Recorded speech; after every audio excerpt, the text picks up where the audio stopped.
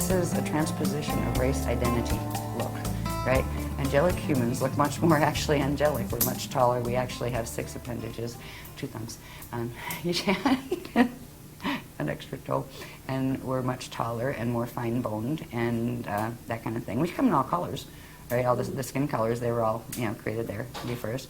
There are people that were much more reptilian, that were in on the bioregenesis or helping the DNA to get its ascension codes back projects. So now you have like people that are part human and part reptilian, part human, part Anunnaki, part human, part draconian. Oh, it's just like Club Universe here, and that's okay if we weren't all fighting and trying to kill each other. Because if you look at what is happening, what has been happening, our history on this planet, even the part we know, everybody's been trying to kill everybody else to get the land out from under them, or to take control of their power and, you know, disempower them. It's been horrible. And this has been about race groups that hated each other, right? Okay, so you have 6 different races that are coming in for bioregenesis, and if you take them back to their home stations, wherever their ET places are that they're from, they hate each other. This one hates that one, and that one hates this one. Oh boy. And the agreement is nobody's going to hate each other. We're all going to be nice. We're all going to do the Christic thing here and learn to heal and let that go. And we're going to get our gene codes back. Yes, the good thought. Didn't work that easy because the others raided. As soon as some of their own that defected and came to get the, you know, the healing of the gene codes, the parent races they came out of started coming in and messing with them and trying to get the human gene codes, because the human gene codes are priceless. They had the Diamond Sun DNA, minimum 12 strand. Some of them had up to 48 strands, but they didn't see those very often on the planet. So it has been a fiasco down here, but the Earth allowed this to happen. The Earth, as a being, allowed as long as time as possible. It allowed itself to be pulled into fall, but it will take the path of Kali Rama step back. It will not let itself be used and taken into as food into the black hole system. So Earth is cooperating with us. So we're at an amazing point, is what all this is about, an amazing point in human history, but also in galactic history. And the decisions we make now, still, even though there's these huge influences that do interrupt our free use of all of our abilities to do whatever the heck we want and manifest anything we want. Yeah, we're dealing with a planetary field here that's a lot stronger than our individual fields are. So we have free will within the parameters of the framework we're in. But there are still choices we can make. We can still choose which path we want to be on and take the steps that are a part of that path. There are things to do if you don't want your DNA to go 55 Metatronic in December of 2012. They're not that hard. There are some things you need to learn. There are some things you need to learn to do with your light body. You need to know what the hell a light body is. You know, you need to know some of these structures. Yeah, you don't have to know every part and label every part. There's not a test at the end of it as far as, you know, regurgitate the information. It's about getting the activations, getting your body healed enough to support your decision of the path you want to be on. It's like heart-wrenching because they think they're evolved spiritual beings, and maybe they were at one time or whatever, right, or in other dimensions they are, but you could just see that they've got no clue what they're dealing with. This is how Atlantis got to be what it was. It's that clueless naivety with a touch of arrogance added. Yes. That it's a lethal combination. You would think those would be an oxymoron. Yeah, you would think. Yeah, like know? They should repel like oil and water. How could one happen with the other simultaneously? But actually, it does. Yeah. Okay. I think you know it all. I mean, spiritual arrogance is a fascinating topic. That it's like a disease that goes throughout the community, and it's created a lot of problems with humans in between personal relationships, et cetera, and it comes in the strangest of guises. In other words, sometimes it looks like humility, but it's not. That's some of the most sort of insidious aspects of it. When it looks, oh my God, they're so humble and they're so sweet and this and that, and like they're the most diabolical character, and yet they don't even know it. This is where, you know, and so you almost, it's funny because you can't get mad at them because they don't realize what they're doing. At least that's been my dilemma, you know, with some of these people, you know, and I my heart goes out to them because there's a being there who thinks they're doing the good thing. And probably more than one. Yeah, right. Yeah, right. Well, the other ones don't think they're doing the good thing. They know they're not, but yeah, they're doing a good job. Anyway. Is it plugged in? Yeah, I'm good here. We're all hooked up. Okay, so let's begin again. All right, we're on to a part now. We were talking about the distortions in the planetary grids. I'll put this on just to start that sequence, actually. This is just a little, both pictures put in one, where it shows the natural plane of a solar system the way it should be with the solar symbiosis, and it shows the twisted mess that our solar system is in, and up here shows the twisted mess that our planet is in as far as the grids and those things. Now, this information is built on understanding the base structures of what the planes are supposed to look like. We talked about the larger structures that were maps of the cosmos that show the the interactive gate maps built on the Cathara grid and all of that. We worked our way down through the probability structures and the galaxy and everything, got down to here. The next thing we're going to look at that's key to where, not only where we are, but where we're going, is part of the structures that have to do with the Earth planes themselves. If you take one stellar body, be it the sun or a star or the Earth, there's a set of organic planes that are created, and they are based on, hang on the next one, they're based on a template that looks like this. Now again, we're talking spheres within spheres as opposed to just flat, flat things right on two-dimensional paper. This is called a Partiki body template, or a Partiki body. It is the dark matter body. This is the part that science plays with the idea of dark matter because they can see something creating an effect, but there's nothing that's here in matter that is creating that effect, so they call the matter that you can't see that's obviously affecting that the dark matter. There is actually a substance that is called dark matter. It differs in certain qualities from the matter that you can see, and there are templates built on it. They occur in a certain stage of the creation process, and they're all interconnected with the other structures we've seen.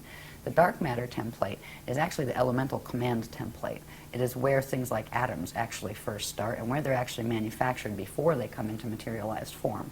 And there is in the natural organic structures, the dark matter template has what are called 15 gelesic rings. They're called hydrogelesic rings. So you've got the rings are the spaces between the lines, and the bands in between the gelesic rings are called crystal spans. Or it depends on what level, are these spans or rings or what? Because we got rings and spans and a different level of manifestation. They're called shields and fields. So you can think of it in terms of the fields of the rings and the shields of the crystal structures around them. This template becomes important in understanding when a materialized body such as the planet, because this would be the point that would correspond to the planet's core, and there would be certain dynamics in that core of the template that would materialize in atoms and in atomic structure as the core of the physical planet. The core has what is called a prana-seed in it, and we had this whole long series of graphs explaining how it got there, how that grows and becomes what the template becomes what it is, and the purpose of the prana-seed. The prana-seed is supposed to open and close and spark when it does, which generates quantum, but also allows a direct flow of living energy between the dark matter template and the light body, spirit body, and atomic body structure. And that flow keeps the circulation going.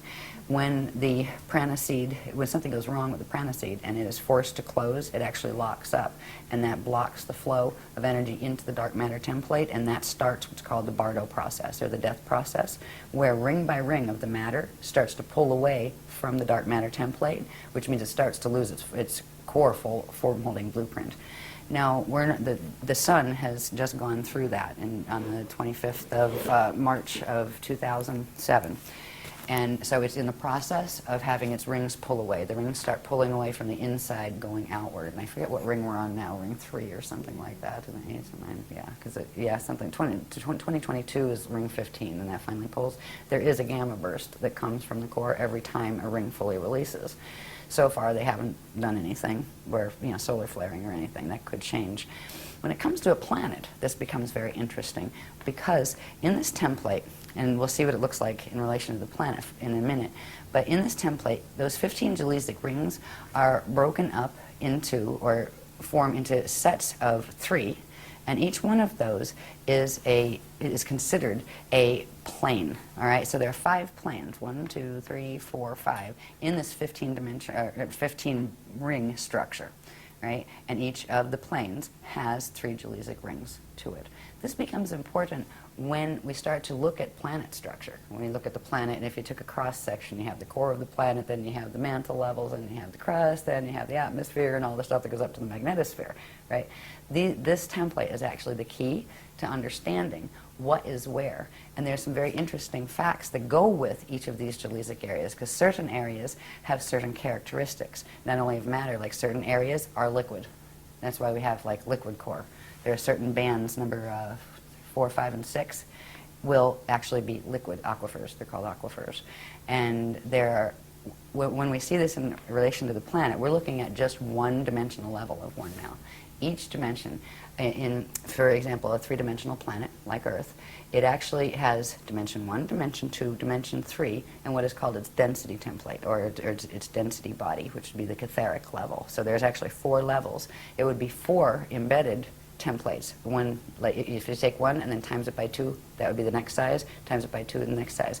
It shows you all these overlapping rings, and in those, it actually gives you a map. If you take a cross-section of it, it gives you a map from the core going all the way up into the atmosphere of what is where, what energies it's composed of, and what doorways exist where, because there are pass-throughs that exist in certain parts of this. There also gives you, once you have the base structure of that, and you're on a planet that has mutations like this one does, with the twisted, the axis is twisted, the Merkaba fields are all a mess, that will show in the template, in the light and matter body template that forms, where the natural structures will have impediments in them that shouldn't be there, such as the net fields that we've talked about. So there are when we see this in terms of the planet, you'll see this structure, but times 4, where there'll be 4 of these, the next one bigger, the next one bigger, and then times 2, till we have 4 of them together, and that will give the planetary template of the planes. So in one dimensional level, you have the 15 layers, or 15 rings, and which make up 5 planes. So if you have 5 times 4, that's 20 planes. You'll have 20 planes in one density level of a planetary system. This becomes important because in certain areas in between these planes, there are platforms of consciousness that can be activated and are being activated that will allow for safe zone spaces. So eventually those places will actually open, and there will be an interface of planes between here and the hosting systems that we're going into, where eventually we will be able to walk through certain grids, and if your DNA is keyed to it, you will be able to see the other reality field and literally walk out of this one and into that one. And that is what we're aiming for. What we get out of understanding the base template of the Partiki dark matter template is we can first see how, by taking a cross section of it, this is still just one dimensional level of it, but just by taking from here to here, wherever one of those crystal bands, right, crosses the vertical center line, draw a straight line over from it, and it gives you the vertical cross section. So from a spherical map, you can draw a vertical map, which means starting from the core, going up, you can see what's where at what bands. This becomes helpful once we have it all embedded into the 4 together, so we can actually see what's interfacing where. And there's some fascinating things that are up in our skies, around, besides the Van Allen belts. Because we know where the Van Allen belts are, and I haven't even looked up how far up they are, but that's known by science, right? The inner and the outer belts and the gap between. We can judge the distance of how far up what is, as far as doorways and those kind of things, because the Van Allen belts give us an actual, physically verifiable location to judge the rest. Is it up above it? Is that kind of thing. So these spherical maps, which we're in the process of working on. In fact, we're going to be doing more of those in this workshop than we have ever before, really. And the vertical maps, these are the keys to, if you're going to move into ascension, where's the first place you're going to go? First, you're going to have to know how to get out of here. All right, I found a Stargate, now what? Right? Where am I aiming for? People do astral projection all the time. Half the time, most of the time, they're going down wormholes and don't know it. That is not ascension. They are not stargates.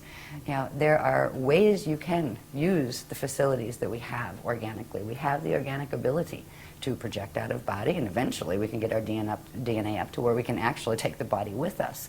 But you want to know where you're going first. There are certain planes that are totally corrupted. There are certain planes that people, when they have, like, say, a natural death here, get stuck in because of the distortions in the light body structure of the planet. So when we start to see the planes, the vertical maps, we'll look at the spherical one in a minute. The vertical maps look like this, which is that cross section, but this is after putting 4 of those layers together. So you see where each of the Jalizic rings overlay, and so you have 20 dimensions interfacing. So you'd have the core, and these are the different things going all the way up. There are certain areas that interface directly, because we talked about before how this Earth has been a hot spot for all sorts of warring type of activity, because its relationship in relation to the galactic drama, where the star planet called Eartha in M31 Andromeda is directly linked to the host star that Earth was seeded into when it came back out, when it was seeded back out in the Amenti rescue mission, which was Ashale. So you have Earth, Ashale, and they connect through the gates directly into Andromeda. So they were actually, Earth was holding the galactic host for the Milky Way galaxy. That's why it's been never peaceful here. Terra was doing the same thing before it fell. So anyway, these up here, these upper planes that correspond with different layers, I'm not going to read every layer right now, but this stuff is out there, and it's it's in various different workshops actually. It shows you where the interfaces are, where up in our skies that interface directly with M31, where they are crossover points. There are certain things called aurora platforms that are in between, that are platforms that go through that space that I had mentioned. It's called the aurora continuum, that is between the outer domain radons and the middle domain edons, right? It's that transharmonic space.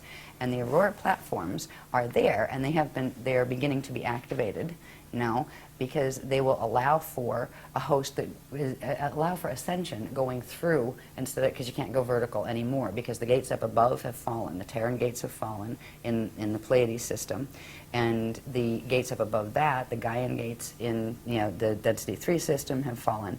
This matrix is falling, and you can't go vertical because of that unless you want to end up in a fall system. So knowing where the plane structures are in our literally right here at home, this we don't have to go all the way out into the middle of the galaxy to find.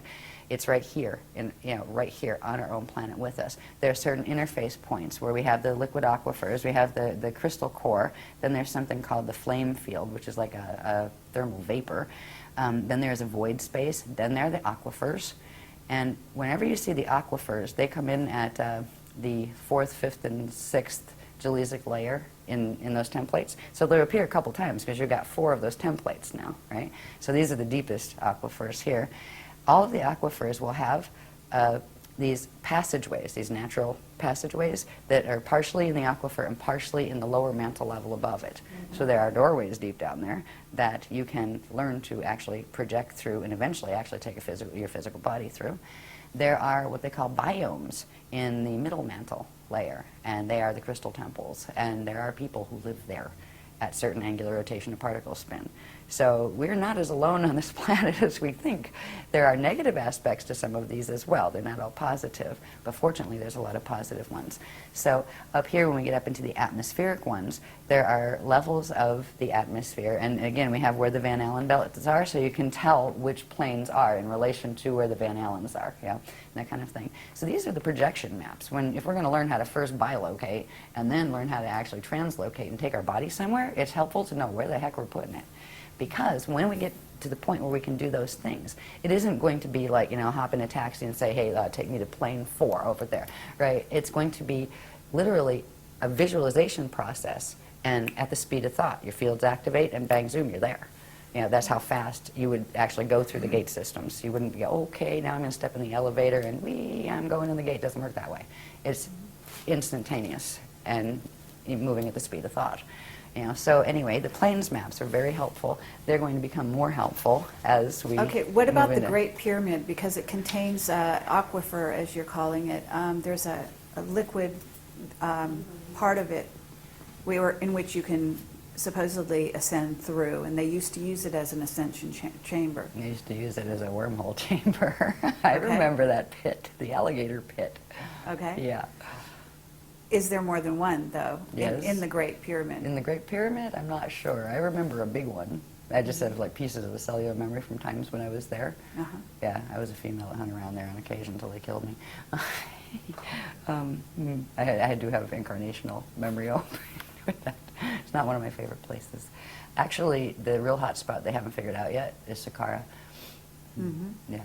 There's actually more under there, but there are direct portals under Giza. You know, Gate 4 is in the Giza complex, and it used to. There was always a fight over that one. It was always one of the Amenti gates? Oh Or yeah. It was. Yeah. So it is now interfered with. Oh yeah. And has been for how long? Forever. It's actually where they moved the Ark of the Covenant passage in when around 9558 BC period, when the final island of the Atlantean continent had gone under. That's where the Ark of the Covenant used to come down. That's a portal passage that goes from here all the way up to Andromeda, and they literally shifted it into Giza. And then, of course, Giza became a real hot spot to try to have the other guys take it away from you and use it for wormholes, which there was always fights over it. There were ways to open it that it would lead to the ascension chambers, and there were ways to open it that would lead to the wormholes, and it was always very testy. But at this point, the Amenti gates fell in 2003 to wormhole control, the wormhole people control, which means the dark force, whatever you want to call them. I don't like to be insulting to them, but the self-serving ones, maybe, the ones, FAs. We just use that, just, fallen angelics, whatever. Okay. But yeah, Giza is intense, but Giza's gate it's taken over. It's one of the Amenti ones that's taken over. And we've actually had to recently assist the Guardians in bringing a portion of the Ark of the Covenant passage, literally shifting it back using acoustic Merkaba mechanics back to its old Atlantean location, which is now in the water, but it can come, there's an area where it can come down through, so we had a trip to Ireland that had to do with that. Oh, wonderful. Yeah, so there is a portion of the Ark of the Covenant passage that is still secured, and that means there's a part of the race morphogenetic field that is still secured, that is not completely under control. If you read in the Voyagers books, it explains the things that are supposed to happen with the Ark of the Covenant and all of that stuff. Well, the blue flame that was coming down from Terra is now reversed, which means it's carrying the opposite, the reversed coding, which goes with the wormholes, because of what happened up in Density 2 and Density 3 in the last several years. So right now we are doing the silver flame activations, where the Guardians have pulled a portion of the race morphogenetic field, angled it, because it's still in the core, but they've angled it. So it's the passage that goes with it is no longer coming down there, so it won't receive the blue flame. It'll receive a higher level one that is called the gold and silver one flame, which is the one that actually allows the activations that will allow for the transharmonic as opposed to just harmonic activation of the fields in Ascension. Okay. So it's been very complex, like the dynamics. Yeah, okay. No, but that's good. That's very good Excuse me. information. I do want to ask you, at some point, they're talking about a Stairway to Heaven having opened up in Germany, and I'm wondering whether or not that's also a false stairway, so to speak. Don't know, I'll ask. I'll Okay. set up the question, see what they say. Yeah. I don't even know where I got that They just information. commented, they said, we'll talk about that later, remember Transylvania? Right? Yeah, because Oh. it seemed like an 'Cause unlikely there's place. another one in Romania or something, Transylvania, that has recently been found in the last number of years. Somebody sent me a book. Yeah, Sarah sent me a book on it because she wanted me to know about that, and I asked the beloveds. And these things are I think, these are connected to the things we're going to learn about in this next workshop, that are the 12 plus 24 of the ancient arrow sites that originally were guardian sites, but some of which got compromised. So I wouldn't doubt that it has something to do with that, but I haven't heard anything about it yet, but that doesn't surprise me. Half the time it's like, you just heard about it, and here's the dispensation. That goes that way. So we'll see if it pops up. But, if not, I'll put it on the list of ask them about that, and if they want to comment, they will, and if not, they'll say not at this time. I don't think that this is a positive. Yeah. That was my understanding, is that it's been created, actually it's been created by governments that are working with probably with the service to self group. Yeah. That would be my gut feeling on it too. Yeah. But I kind of put that, I call it file 13. I won't make a judgment on it until I get, direct from them or something, yeah. But I wouldn't be too hopeful, As far as all sorts of things like that, at this point, you're just going to go, yeah, right. Here goes another, FA activation. Great, another wormhole's activated. Great, they're doing another big meditation. Oh, wonderful. Well, and they're also, supposedly well. like an insider. They're selling tickets to. I mean, it's a crazy, not literally selling, but for insiders and so on and so forth. And it's just a piece of information that I got. I can't even remember where. I remember one person who was doing these, secret, big, important meditation groups with her ET channel people, and you were required to send hair for DNA. I went, no thanks. That's not a positive. Right. Yeah. Anyway, to each his own. I'll stick with my diagrams and the guardians. When we get through the structures that we were talking about in the vertical maps and look at this in terms, now this is just a black and white copy, I don't have this in color yet, but these are ones we're just actually bringing out in, we've brought out the material before, but the diagrams you could actually read because they're clear enough because they typeset them for me. This is showing the spherical map, right? And we saw the little one before that was just like a cross section, right? This is showing the spherical map. And when you look at these more closely, I'm not going to analyze this here. There's other things that, we've gone in depth, other workshops have gone in depth in these. But here's where you'd have the Van Allen belts coming in, right? So that gives you, all right, that's up in the air. Coming closer down here, this is the D2 crust. That's what we're standing on. The D2 area, we're actually in D2, right? That's the telluric realm, and that is what we perceive as solid from the state of mind, the D3 atomic level. So we always see, you see as solid, what is exactly one dimension below your state, right? And we are stuck in the D3 state because of the DNA, so we are seeing the D2 level as solid. So this is the D2 crust we're on. This is then you'd have the level of the mantles going down. You'd have the aquifers inside there.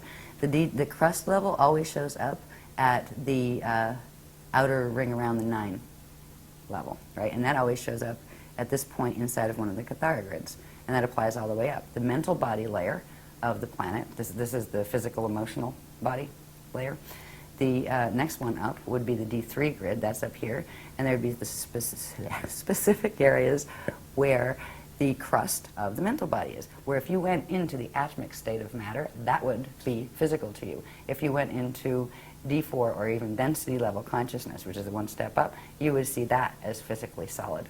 Right? These are reality fields that are going on around us all the time, and they are populated as well.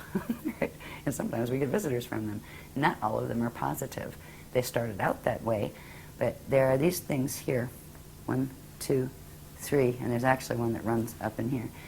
These are net bands. We've got which one's that? The derma net? Yeah, the D1 derma net, which is an etheric net.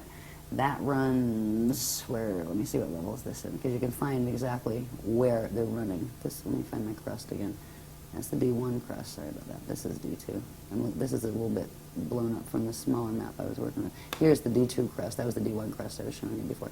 This is the D2 crust.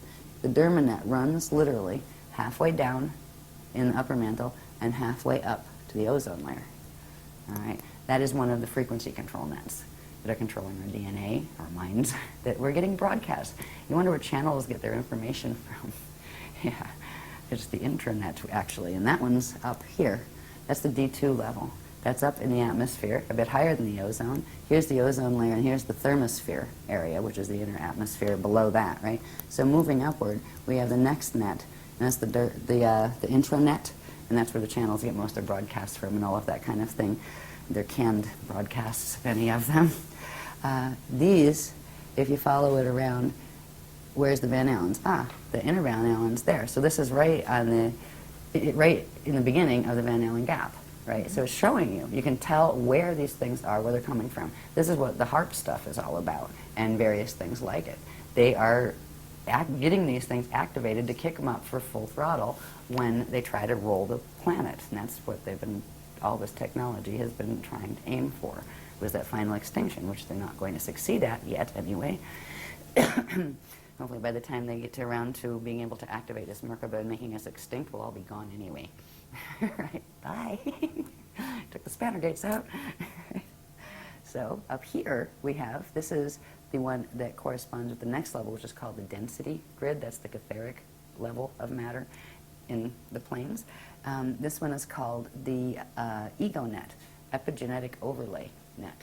That is the one that controls the chemical sheath around the DNA that actually tells the DNA what to do. So these are the biocontrols that are being used. When we have psychotronic warfare and things like that, where we're getting zapped with stuff, I mean, these are the nets that are coming through. There's a whole other set of technologies on planet that go with this. It's called the caduceus network. And it's a perversion of the natural structure of that figure-8 shaped Navajo gate. They've learned to tap some of the energy off those and twist them into the caduceus shape, right? And run an artificial free energy system off it. And that's why we never got excited about the free energy system, because on the planet Earth there isn't such thing. It's siphoned energy that is being taken off the gates and helping to kill the planet more quickly because of the distortions on the planet. So there's a whole bunch of information that we were shown about how these systems work, what the planet should look like, what the planes should like. We end up with more planes than we should have, because they're split. These nets actually split the natural planes, which means you end up with a regular one and a reversed one. The reversed ones are called hibernation zones, where literally whatever quantum of matter was there, it was put on reverse spin, so it disappears from here. It's not there anymore, right? It went somewhere. It's in the same place, but it's on opposite spin, so it appears invisible. This is where you have places like Shambhala, Eartha, all the other little channel control matrices that have been working wormhole systems in interacting and controlling here. Olympus was another one, yeah. So all of these things, when they started showing us this, it was just like, oh my God, right, that kind of thing, you know. It was heartbreaking. I was quite just bummed out about it, but also excited about understanding the planes. And of course, they never tell us anything that's really, really depressing unless they first give us the antidote. They're really good with that. They'll usually tell you the good stuff first and then show you what needs to be done, and you go, oh, okay, and then, oh, by the way, and that's because of this. You gotta go, ooh, yuck. So you know, where you might go, and not even pay attention enough to learn the good part if they showed you all of the negatives first. But what's happening with those groups is that you've got their energy is going into those particular grids and being siphoned off in essence. Mm-hmm. Yep. And they're also being used as beacons to send energy in to the remaining grids here to control them. The people don't know they're being used that way. They're being used as energy conduits to help literally pull the planet into a black hole. And that's really sad, because most of the people who are being used in that way, it would be the last thing in the world they would want. Right. You know, because they mean the opposite, and that's really sad. But there's also a lot of the people in those groups that are actually incarnated out of the soul, the FA soul groups. Mm-hmm. And some of them, once a being incarnates though, it has free will, even if it's out of a non-free will matrix, mm-hmm. which is always a risk. When the FA groups decide they're going to incarnate and put their little soldiers on the planet, their soldiers might rebel when they realize, hey, we can make better choices. But they still have the DNA link, where they'll have a fight in their head. You know, one part of them pulling in this way, the other part that way. It's really, really difficult for people who are born with greater degrees of Illuminati gene code, because the Illuminati gene code is what plugs into the FA matrices, mm-hmm. and nobody ever comes in alone here. We all have, you know, we came from someplace, and we all have family groups and that kind of thing. Mm-hmm. And if you happen to be out of an Illuminati family group that's a control matrix that doesn't give you free will and that kind of stuff, they will give you a hard time if you try to escape from them here, but that doesn't mean you can't, mm-hmm. because you can. And there are certain things you can learn to do with your bioenergetic, I'm talking so fast, I'm tripping, with your bioenergetic field that will allow you to slow down their ability to push you and to make sure they don't come in your body and just take you over and that kind of stuff, because they can do that. And it's a pretty standard way of how Illuminati deal with their, you know, renegades. You know, they don't give them a chance to be renegades. So anyway, these planes are here, but they are the negative ones. The positive ones are here. There are these aurora platforms that connect into the aurora continuum.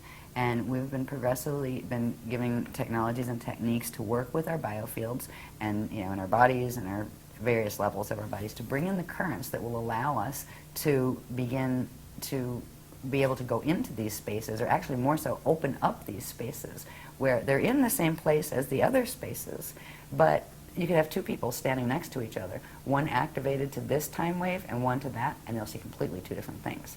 Right now, we're all seeing the same thing because we're all stuck in the time wave that's being run by the Metatronic clock down here. As soon as this other time wave starts coming in, there will be another option. And if we work with technologies that bring that other time wave into our bodies, that's why they give us techniques. I mean, every workshop, there's tons of techniques. We must have thousands of techniques by now, I think. Yeah, they progressively help to fix this part of the light body, then this part, piece by piece. We've been putting ourselves back together, you know. But eventually what this will look like, what slide will look like, is you'll have yourself activated to a certain level, and you will see a gate, and a person next to you won't even see it. You'll walk through it, and you'll disappear, and they won't know why. That kind of thing. And you'll end up where you would, there's a place they're going to have that's actually called the mirror ball zone that we're going to learn about in this coming workshop, and I just know a little bit about it, but enough to know what its end result is going to be. There's going to be a place with the higher earth planes that we've talked about that are invisible to us right now because they're on the other side of the nets. They're free from the nets, and we just don't see those matter layers because of the nets. There's going to be a place where part of those planes blend with part of our planes, and there's going to be a blend field, and if you have the activated blended time wave, you will be able to see both and switch between them, which means you would be able to slide from one reality field to another. And that is the first step in ascension from here. The next step would be getting to the point where you could make it permanent, because as long as your body is still partially running the time wave here, which means as long as you still have that cell donated by the piece of cell from your mother and your father, as long as that cell is still there and not released, you will be bound to the time frame of the planet in which that conception occurred. Right? So first we learn to slide, and then we learn to span, which is do the transfiguration and free that. So we are literally free to go into the living universe through the ascension passages. And that's what we're working on. It's the real deal. And I know it is. I remember teaching this in Egypt. I remember teaching this in India. I remember teaching this in Atlantis and in Lemuria and on Procyon. And other, you know, it's the same thing we've been teaching over and over and over. It's the same thing that Jeshua tried to teach back then in the Jesus period. That was the person they called Jesus in these days. It was the same thing that before him, there were people in India that were trying to teach. These are the teachings. They belong to everyone. There's not one religion that they're a part of. They're the original legions of the Christ, which were the original, not just the CDD plates. The CDD plates themselves were just one part of the translation of the universal knowledge. There's a higher level of those plates that are called the something or other Alhambra plates that are from M31, the Alhambra plates. And they're crystal discs, actually. They're just starting to release information from those. When the solar crisis happened and it went into evac, they started bringing in the higher level information that had to do with the spanners, gates, and all of that stuff, because you weren't going to get out on the regular level of vertical ascension. You had to go in between in the aurora zone. Okay, So it's well, fascinating. actually, anyway. I do have a question about the CDT plates, as you call them. Yeah. My understanding is that these are actually physical, or at least they're in the 3D world here Yeah. on the planet, and that originally those plates were in Hawaii. They're hidden in Hawaii. Is that correct? Not all of them. They're hidden in different places, but they would often take me to the Hawaii center they have. Well, through the Hawaii portal. It's actually the place they took me to is in the year 6,529 or something of Earth, but higher Earth. It's in the higher Earth planes. And before, when they were talking about it in the books, they hadn't made the distinction between the lower Earth planes and the higher yet. That came much later, after we had things like this to show, what switched in what direction. But that's where they were taking me, and it was in those experiences that they allowed me to hold them. So I actually felt them and knew they were real, so I didn't think I just dreamed it, that kind of thing, because I knew I was like, I'm dreaming about it. No, you're not dreaming about it. You touched it. No, I didn't. Yes, you did. Did I do it again? Yes. Right. Yeah. I haven't, I've had bilocation experiences so far with the crystal ones, the ones from Andromeda, but I haven't physically held one of those yet, but I'm excited. There's books that are supposed to come off those. The Kali Shatari book is going to be very special. It's the holy book from, one of the holy book series from Andromeda, and they're holy because they explain our relationship with Source. They explain the paradigm that all of this is about, and this belongs to everybody. You can take it or leave it, but it is the way the universe works, and you can work with it or against it, and there's no big God that's going to get mad at you. If you do something a different way, or you go in the opposite, if you act in ways that are opposite to the will of Source, which was a loving will and giving free will, the universal matrix itself, just the energy dynamics it's set up on, to be eternal, will give you consequence to action. And if the worse your actions get, the worse your consequences are going to get. And if you end up with yourself in a black hole and you're going to go in space dust return, it isn't because God did anything to you, it isn't because somebody else did, it's because you got yourself a bit twisted in how you were acting and you were getting the feedback. What goes around comes around. What you're putting out, you're going to get back. And there's nobody that can buffer you from that. You can, pray and do 500 Holy Marys and it's not going to fix that. It's being able to hold the frequency, because whatever frequency you're holding and however you're acting and thinking and acting, like conducting yourself energetically will be the consequence you get back. And there's really nothing that can stand between you and it. And that was the agreement coming into materialization for everybody the first time they came in from the God Source consciousness field. So there's no big, bad, angry God in the sky, which is nice to know. It's a relief after all the religions telling us there was. These also become flat maps, which of course would be maps like you would get, at the store, right? It's a globe turned flat, and they do have the Mercator adjustment, for the sphere kind of thing. Mm-hmm. So there's a lot on this. That's why it's a bit hard to see, but if you look closely, you can see it. This is actually showing where the old Atlantean continent was in the Atlantic Ocean there. It's showing where old Lemuria was, right there. It's showing a number of things. Here's the United States over here, right, in Florida down there. And here's Africa and Europe and stuff up here. All right. Now, these things here are interesting. This is the equator line, right? Now, if we look up here at the sphere, right, there's a little sphere up there representing the globe. The staff line is the vertical line, right? And that would be the axis that it's rotating on, the planet's rotating on. And then there's the chamber that runs front to back. And then there's the rod that runs side to side, east to west. These are all twisted up right now, by the way. They're not, like east is not east, west is not west. And we're upside down, actually, in terms of the natural, the greater maps that our universe is a part of. We're actually, like for Eartha, for example, Eartha is still in its natural position in M31 in relation to the larger maps that's a part of. Its north plugs into the center points, and that's where those Cathara grids come in. The north, the top is north, is true north. Eartha in M31 still has its north in the north position. Our north is actually our south. We're literally upside down and then shifted 23.5 over. So it was 180 plus 23.5 shift. But to us, walking around on it looks like, yeah, that's up, that's north, right? So that's what we work with here. We went through a whole series of things that showed the twisting and distortion of the rods in the chamber. Where is the front of the planet? Where is the back? Where are the true sides, right? We have this thing called the Greenwich Meridian that everything seems to be based on. This has to do with there are natural chambers that should run front to back and natural chambers that should run east to west. And these are all twisted as far as the numbering that has been put on here. These triangles here would be, now if you took that sphere and flattened it out, right, there are 4 points on that sphere where those rods and chambers come through, right? So you would be able to chart them. They come out along the equator line. If you looked at that, like I just put it in an angle so you could see that there was 4 chambers, right? So there would be 4 opening points. They're called fontanelles, where these chamber energies come through, the front and the back, the sides, and also the top ones. So there are 6 fontanelles on the planet, 1 on top, 1 on bottom, and 4 along the equator. These are actually spinning vortices of energy that under certain conditions these are supposed to be interacting with the natural sun that has the same thing in the solar symbiosis cycle.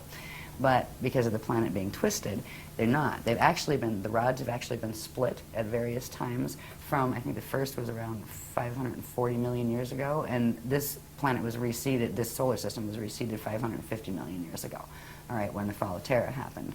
So it was very soon after that, in those type of numbers, that they first started to mess with the rods and started to shift things. The movements of continents and things has had very much to do with people playing with the rods when they shouldn't have. They've split them. At first it was just splitting them up, right, where now you had 2 versions of them, and they split it up to the tropic of, what's up there? Is it Capricorn or Cancer? Cancer's up, right? Yeah. So they split them, and instead of running on the equator, there's a set that runs on the Tropic of Cancer, And then the other guys, I forget if it was the green, I would call it the green team and the red team. The green team are the Anunnaki and the red team are the dragons, right? The green dragons and the red dragons, etc. So we just use it that way just to, instead of trying to, like, and there's like 20 on that team and 20 on that team, the greens and the reds, let's leave it at that. So I forget which ones did it first, but then the others pulled part of it over at a different angle, but on the same tropic Capricorn. So now you have these things, sorry, Cancer, and now you have these things. Here's the natural part. A third of the rods were left where they're supposed to be, and they still spin as they're supposed to. Then you have the green ones and the red ones. I think it's green over here and red over here, but it might be reversed. I don't have the color version. It's been a while since I taught this, but you get the idea. In between them, if you get one spin in one way, one spin in the other, it creates a sinkhole in the middle. You wonder how that continent that used to be that big isn't there anymore? That one right there. They sinkholed it, which means they literally get those going. It creates a field that literally dissolves the matter, right? Turns it into an oscillating wave and takes it somewhere else. They took this to a place. Part of the quantum of this planet is now called phantom Earth because it has been taken into full fall zone. But we're in the net part. We haven't fallen fully phantom yet. And there's another part of the quantum of Mp4 Earth that has stayed in the natural configuration, and that's called median Earth. And the higher Earth planes are part of that, are connected to that. We're stuck in the middle right now, and most of the grids are going down, while some of us are going, up as those grids go down. Bermuda Triangle has to be in that That has to do sinkhole. with the wormholes, actually. Okay. There's a whole set of wormholes. They call them the Phoenix and the Falcon wormholes. They're right off the coast down around here, like, is the coast of Florida or North Carolina? It's one of the Carolinas, yeah, right up in there. Then there's another set over here, the Lakastaki wormholes that the other guys control, the Buhara control those on the west coast. Oh, this is a mess. What they've done to this planet is just, it's heartbreaking. But the planet as a being allowed it, because it allowed itself to be used as a nursery. It was used in a way where the angelic humans were appointed here, not just here either, not just on Earth, but they were created to actually be the Templar guardians of this time matrix.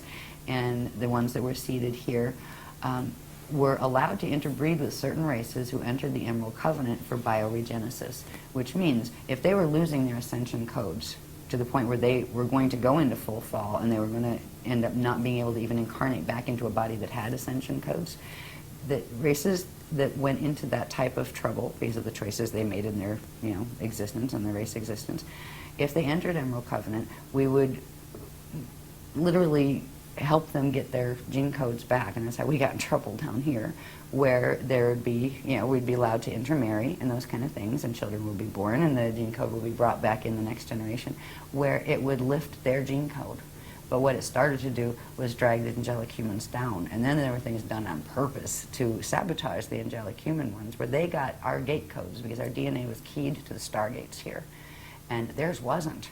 They had only wormhole access that they would be brought through because it did not have wormholes in the beginning here. And they would be brought through on Emerald Covenant agreements. They could come through and heal. Earth allowed herself to be a place where this healing could take place. But the ones we healed took over. And right now you have what used to be an angelic human race and a whole bunch of other different races that look very different, right? If you interbreed something enough and shut off certain parts of the DNA in this one and turn up certain parts that are similar in that, they start looking more and more alike.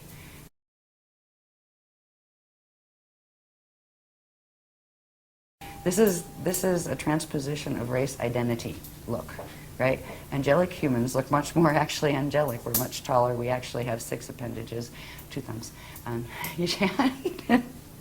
an extra toe, and we're much taller and more fine-boned and that kind of thing. We come in all colors, right? All the skin colors, they were all created there to be first.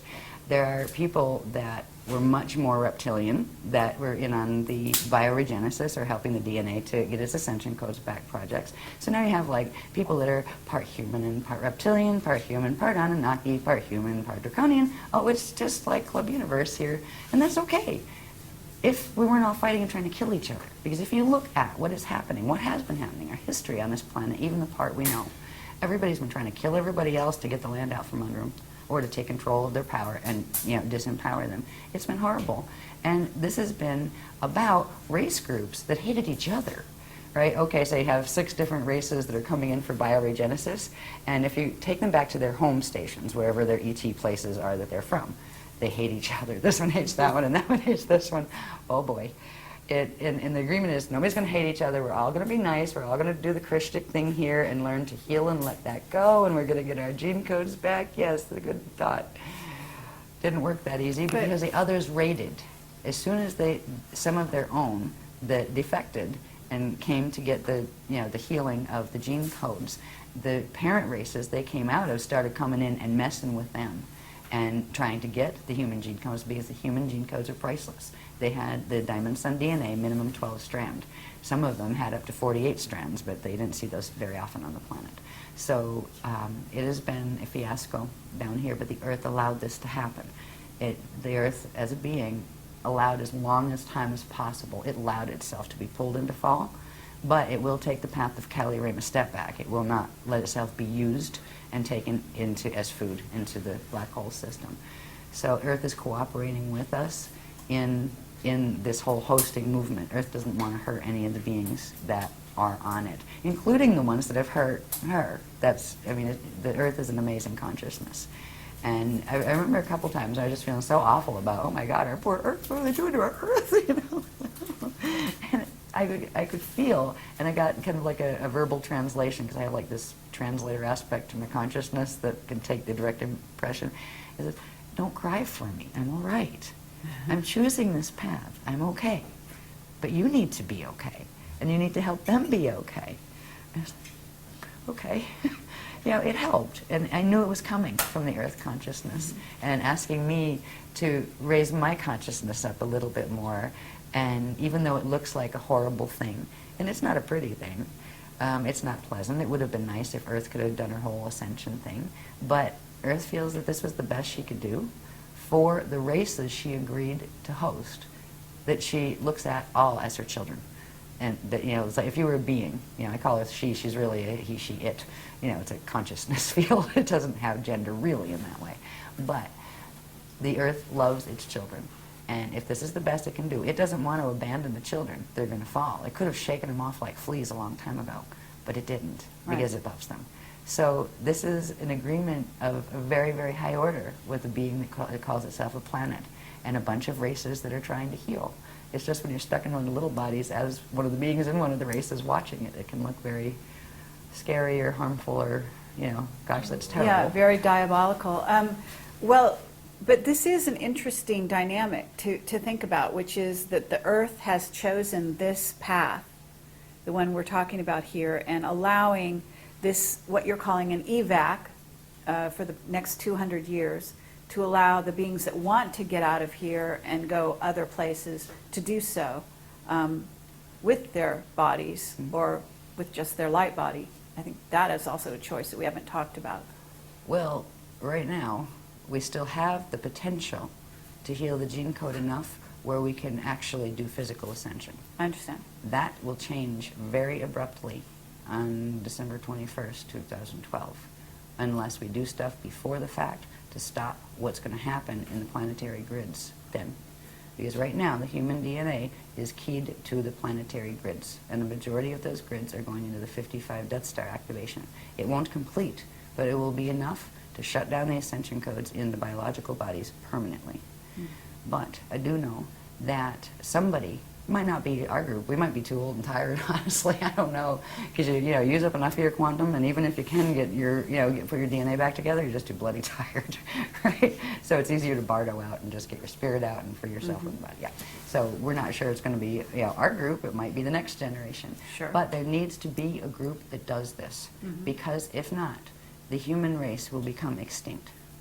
If there is not at least a breeding set brought off planet physically with the ascension codes restored, what the human race was will no longer be, because it will have been mutated into something completely different, and those potentials will be lost. It will become extinct. Now, the consciousness will go in various places, but the race as a line in and of itself would become extinct. And that is not desirable, because there are still a lot of beings in the cosmos that think the angelic human race was a pretty darn good race. The Anunnaki aren't too thrilled with us, but there's a lot of beings that think it's a prototype gene code worthwhile having. And somehow, there's going to be at least a small group of people who do get off into full ascension, get off this planet into full ascension. The rest will stay here. Some of them, after the gates close, the planet's still going to be here. There's still going to be people on it.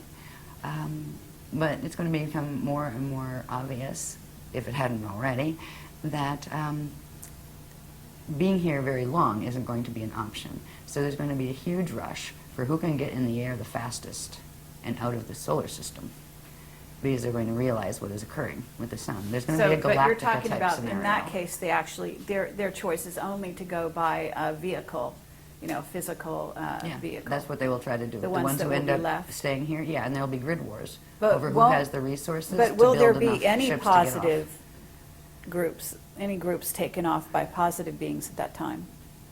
Right in at the end, vehicles? the vehicles would serve one purpose. If a being didn't have the ability of the DNA to pass through the gates, but still it was close, there's a certain level of protection and kind of like atmospheric support that the vehicle, especially the plasma ships, which are different than just metal ships, that they can afford a being. But they can't be permanent. It has to be a being that would be able to, if you get them through, they have to be able to move through and hold the change on the other side, right? So it would, if they could do that, yes. If not, they would just assist them off. Once the body died naturally, they would assist the soul out, or not the soul, because the soul's on density too, the consciousness out of this level. Right, so, but that's 200 years from now, as long as everything holds. Okay. I'm not going to spend a lot of time on these. I just want to show the fact that they exist and how these pieces fit together. We're down on the planetary level now. We looked at the planetary rods and the split rods and how they form sinkholes and all that kind of stuff. There's specific locations, longitude, latitude, of these things that, this information is published. I think it's one of the Sliders' more recent workshops. I think this was the Ireland workshop. But if you take one of those, those 4 fontanelles, right, where the rods or the chambers come out, each one of those points is a very specific point on the planetary grids, and longitude, latitude can be found. So we do have the longitude and latitude of those vortices. What they do is, through the planet, they actually come together, right? So you'd have this vortice on this side and the other one on this side, and when they make them spin, there's supposed to be a natural spin to them, but when they make them spin and they send them in the same spin set, and then send the other set of them into the opposite spin, they can actually crack the plates at the equator and shift wherever they want. They can turn one up this way and the other that way, and they could literally rearrange the plate structure, and they've done that before in small ways. What they were planning to do in 2012 was the final one, and it would have ended up in the one extinction that did take out the humans this time. They took us out twice before. This is the 3rd seeding and the last one here. But there are 2 other seedings of the angelic humans here that there were remnant taken off, and frequently in ships. They got some of us out through gates, but there was also some ship pickups because it was fast and you had to get them out fast before they weren't going to get out. So it's another one of those dramas. They didn't use the rods in either of those extinctions. A little bit in the first one, 5.5 million years ago. They call it the wall in time. They used them, but they had tried to decimate the humans first, and whatever was left was taken off planet before they moved the rods at that period. So what we're dealing with is this amazingly huge set of mechanics that is so far beyond what our science can even fathom right now. They don't know what a fontanelle on a planet is. They don't know what a rod is. They're just saying, oh, I think there's something called torsion fields. Yeah, tube torus fields. Right. Yeah, we'll talk about torsion fields in a minute, because it's the torsion fields that aren't natural. Merkaba fields are natural, but unnatural Merkaba fields can be generated to create torsion fields, which are external vortice sets that can harness things and move things, and that is what is part of the Atlantean Death Star Merkaba structure. So when we talk about the rods and how they work as vortice sets, we also talked about briefly that this one, the one that goes east-west or left-right through the planetary body is the rod. The other one is called the chamber. It has the front and that goes front to back. And that also comes out. This opens, this natural chamber at certain points opens. The rear part of it is referred to as the Bardo chamber. And at certain points in ascension, a natural process occurs where that Bardo chamber would open that allows for the different things to take place in a being's or a planet's body, that allows it to go into light structure so it can go through, gates and go to another space. The chambers are opening on this planet. They have specific locations as well. And again, if you turn this around, if you took this paper and bent it, where you at least have the circular part, you would see that this point and that point are directly, front and back from each other. What's funny is we had to do the calculations of where is the real front of the planet, because it's all twisted. The Greenwich meridian is not the natural front, back, or sides, and we have the calculations of what actually is the front and back and all of that. That matters when you're trying to line up angular rotation of particle spin with certain planes that are not in the net. Because if you get it going the wrong way, it'll go into the matrices that go with the wormhole structures. So they were teaching us the basics of understanding these things, so we understood what directions our particles needed to learn to spin in. There was a time we were hoping to get some of the planetary grids out of the fall, where literally some of the quantum from here could be shifted, and it would almost look like, well, it would look like in the other places, in the higher Earth spaces that are also physically manifest, it would look like new islands appearing, that the land grids that we could get out.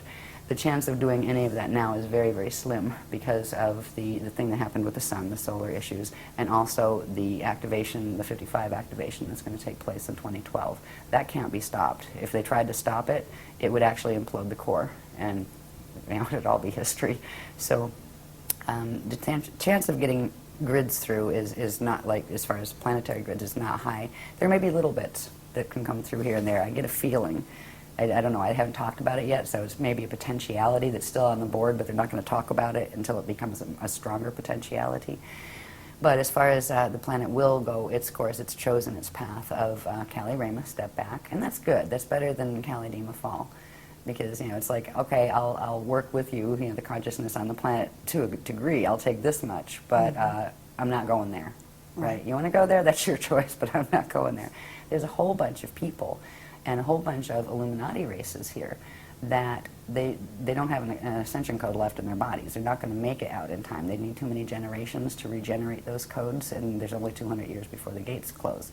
A bunch of them are choosing also the path of Kali-Rama, step back, where they will go through their natural Bardo process and then go back through the Ring of Fire, back to the Edons, and then come back out and try again.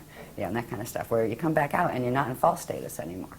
Then it's kind of clean slate, and okay, your choices again will bring the consequence. So you have a chance to get the ascension abilities back, but you come back to where you started, like the frequency level where you started. So it's, you don't get to like come back and I'm up here now. No, you'll come back in the same frequency zone that in the outer domains as you left in Kali-Rama. So we're at an amazing point, is what all this is about. An amazing point in human history, but also in galactic history.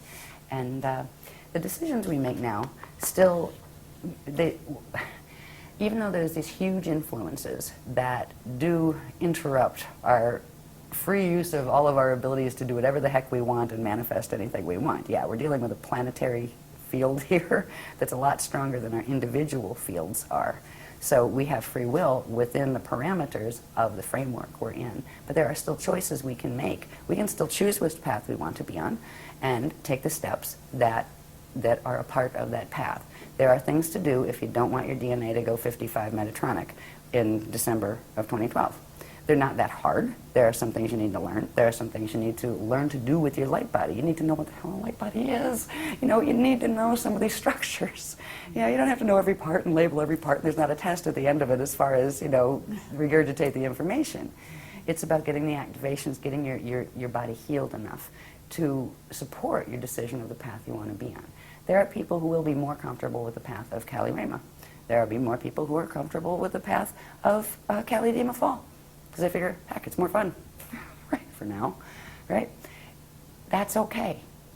God source allowed in the creation, loved everything, created everything out of love, and imbued everything with its own power. It had the power to create as it chose. And we were given free will, but part of the creation was it would be an eternal life system. So that meant a set of physics boundaries were set in the structure itself. And that is what we play ourselves against. It's not God getting mad and sending you to hell. We send ourselves to hell, if we go in that direction. So we're at an amazing juncture in our history. This is just some of the gates, some of the gate locations. You're not meant to be able to read this. You need a magnifying glass for it. But these are the identified with longitude and latitude gate sites we know of so far, both the positive ones and the negative ones and the ones in between. And the list isn't finished. I have a feeling we're going to get some more this weekend. I have a feeling with the arrow sites. Yeah. So, but is it possible for you to name some of the major ancient gates that are active or becoming active? Well, one of my favorite is Machu Picchu. Okay. That's magical. Yeah, there's always a part of that stayed safe, even when it turned messy. We've gone back there 3 times. We've brought groups back 3 times. Let's see. Yeah, that's the only spanner that's been identified. Yeah, they didn't identify any other spanners, did they? No. Yeah, the spanners are those core gates. Yes. Yeah, yeah. They've been still on they will interact through a set of gates that are referred to as the Ark Hub gates, the Ark of the Covenant gates, which are they were an interface system that if a mente fell, they would still hold the passages out. They haven't given the specific locations of the core gates yet, Okay. except for one that's referred to as Shalon 7. It's Spanner 7. And that is the one that's, it's actually in Mesa, Arizona, but it connects into Scottsdale and Phoenix. And we used to live out there. They had us secure a spot out there. So that's one. They're all over the place. I'll just read a couple here. There's so many, it's like, whatever. Okay, Bermuda was there fun. is a Stargate that's, of course, very well known in Iraq, at least one. Yeah. And that's is SG-10, that I think, isn't it? considered to be That one one's of the gates of Amente that was taken over? Let me see, which one was, I know Iran was. Yeah, which one was Baghdad?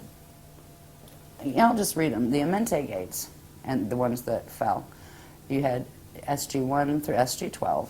SG-1 was that Halley at the South Pole, that's South Pole. The other one, we're sitting on it, Sarasota, Florida, the Gruol, and that's a control gate, and that's why we're here. That's one that we still were able to keep interfaced with the other interface systems where they couldn't take that, because that's a control grid for here. This used to be part of the Atlantis region in the ancient days. Then there's another, SG-3 is on Bermuda Islands. SG-4 is Cairo in Egypt, actually. Egypt, Giza and Cairo in Egypt, in that area. And it actually interfaces through several. It comes in through the big pyramid, Cheops, but it's also angled through into Cairo and into Saqqara and Philae, I believe, in those areas. So, okay. Yeah. Machu Picchu is Gate 5. In Moscow area, Russia, is Gate 6. Lake Titicaca, Peru, is Gate 7. And we went there too. That was interesting. SG-8 is in Xi'an, China. SG-9 is in Bamtao. I can't even read it, it's so tiny. Bamtao is in Tibet. We wanted to go there, but the grids weren't safe enough to do it. SG-10 is in Abadan, Iran. SG-11 is in the Vale of Pusey in England. And SG-12 is in Montségur, France, and we went there as well. That's where the Cathars were massacred. Yeah, Yes. Remember that one too. I was just there. Personally. Yeah. So they were the main Amente gates. Now, the gates that are using, there's a whole bunch of things also called Q sites, which interface with the gates. There's 12 of those, one for each gate. There's gates that connect into the parallel Earth star gates, which now are under the control of the fall force. There were let's see who else we got here. The ones we are using now, there's a couple sets that interface the Ark, they're called the Ark of the Covenant hub gates, or the Ark hub gates, and the Polarian gates, which are a set of Polarian gates that interface through that Aurora time continuum that I was telling you about. So let's see, where are we? Oh yeah, and there's the Trinity gates. They're the ones that actually will step down to a D3, because most gates you need a minimum of a D4, but usually D6, six-strand activation to take a body fully through. But the Trinity gates were designed to actually, if you had third-strand activation, you know, the three-dimensional consciousness, you could still go through them and go into safe spaces until you could get up to six-strand activation so you could finish the process. The Trinities are, this is so tiny, let's see. Trinity 1 is Malibu Beach, California, Malibu. Trinity 2 is Belize City, Belize, in Central America. Trinity 3 is off the southwest coast of Goa, India. 4 is Staten Island, New York City. 5 is southwest of something I can't read, in Tuscany, Italy. 6 is in the Andaman Sea off the coast of Burma. And that had something to do with a number of years ago there was a tsunami or earthquake or something out there because they did something to that gate. The other side did. Okay, but these are the Trinity gates, and you're saying they only requires three-strand Yeah, DNA. but they also require to be plugged into the other ones, the larger gates, the arc hub gates. But the Trinities are like a step down for beings that won't, you know, if you had to use the gates and you only have three-strand activation, you'd spontaneously combust your body if you went through, you know, a gate that your DNA is not activated enough to hold the frequency of. Okay. Yeah. And let's see. So, Wait, I don't know if the hub gates are on this one. I think they put this together before. Yeah, the hub gates. We have a whole book on the hub gates, actually, a whole, like, Okay, and the nature of the thing. hub gates is what? Well, they're the arc hub gates. They run off the Ark of the Covenant portal passage between here and the Andromeda Galaxy. All right, Okay, so they are require secured. 5-strand or 6? What were they? 12? Yeah, their base is 12, and for anybody to get 12-strand activation here, yeah, 200 years, not highly likely. That's why the hub gates, certain beings that come in with certain contracts would be able to use them if they were fully activated. But what they're doing with those, if we get those activated on the planet, which they have done, then they can plug them into the spanner gates, which you need 24 strands to be able to pass through alone. But then they're plugging them into the Trinity gates, which steps it all down. So the Trinities would allow passage of someone that has average, you know, DNA activation levels. So there's a whole bunch of, the dynamics are very specific. You know, I mean, a lot of when the Zetas were doing abductions, you know, earlier in the, you know, a couple of years, 20 years ago, they were like trying to figure out exactly how do you calibrate that beam because they were losing people in flight, right? Oh, let's grab that one. Oops. I mean, seriously, just vaporizing people because it's all about frequency. It's all about electricity and how much electricity the body can hold and handle. And what we've been doing for 10 years is progressively building our body's ability to hold higher and higher dimensional frequencies. And now we're bringing in the transharmonic frequencies that come in from the Aurora continuum. So it's really the courses or the techniques that the Guardians have been giving us are the fastest way to get your light body, spirit body structure healed and your DNA activated, because they are working with the highest frequencies that are available on the planet. But if you want to do a path of fall or something, it's not going to get you there. Right?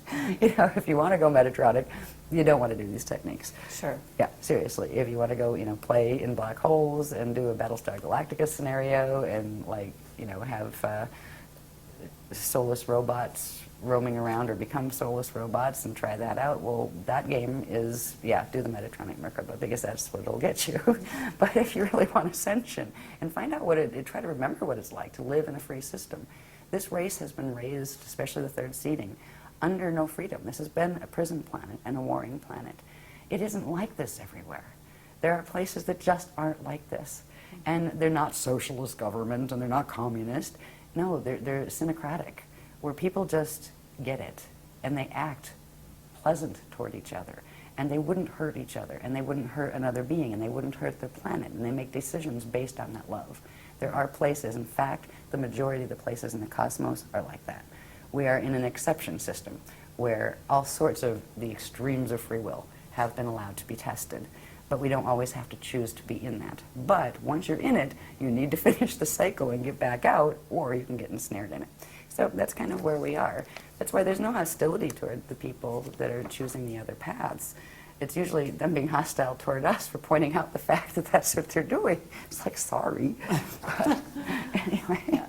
Right. See, because if they had it their way, they would do all the twisted mechanics, have everybody on the planet thinking that was great and doing it, and they're taking the free will away from people to make a conscious choice. We are showing, look, here's this body of information, here's that one. Compare them. See which one makes more sense before you just go jumping into any one of them. We tell people, go read that, go research that, sure, check it out. You know, if you're a little worried that its frequency might bother you, well, like run a Maharic seal and, you know, put a protection field around it and then check it out. You know, we don't tell people to avoid things. The other ones are like, oh, don't do that, oh, don't read that stuff, oh, it's bad. It's like, what are you afraid of?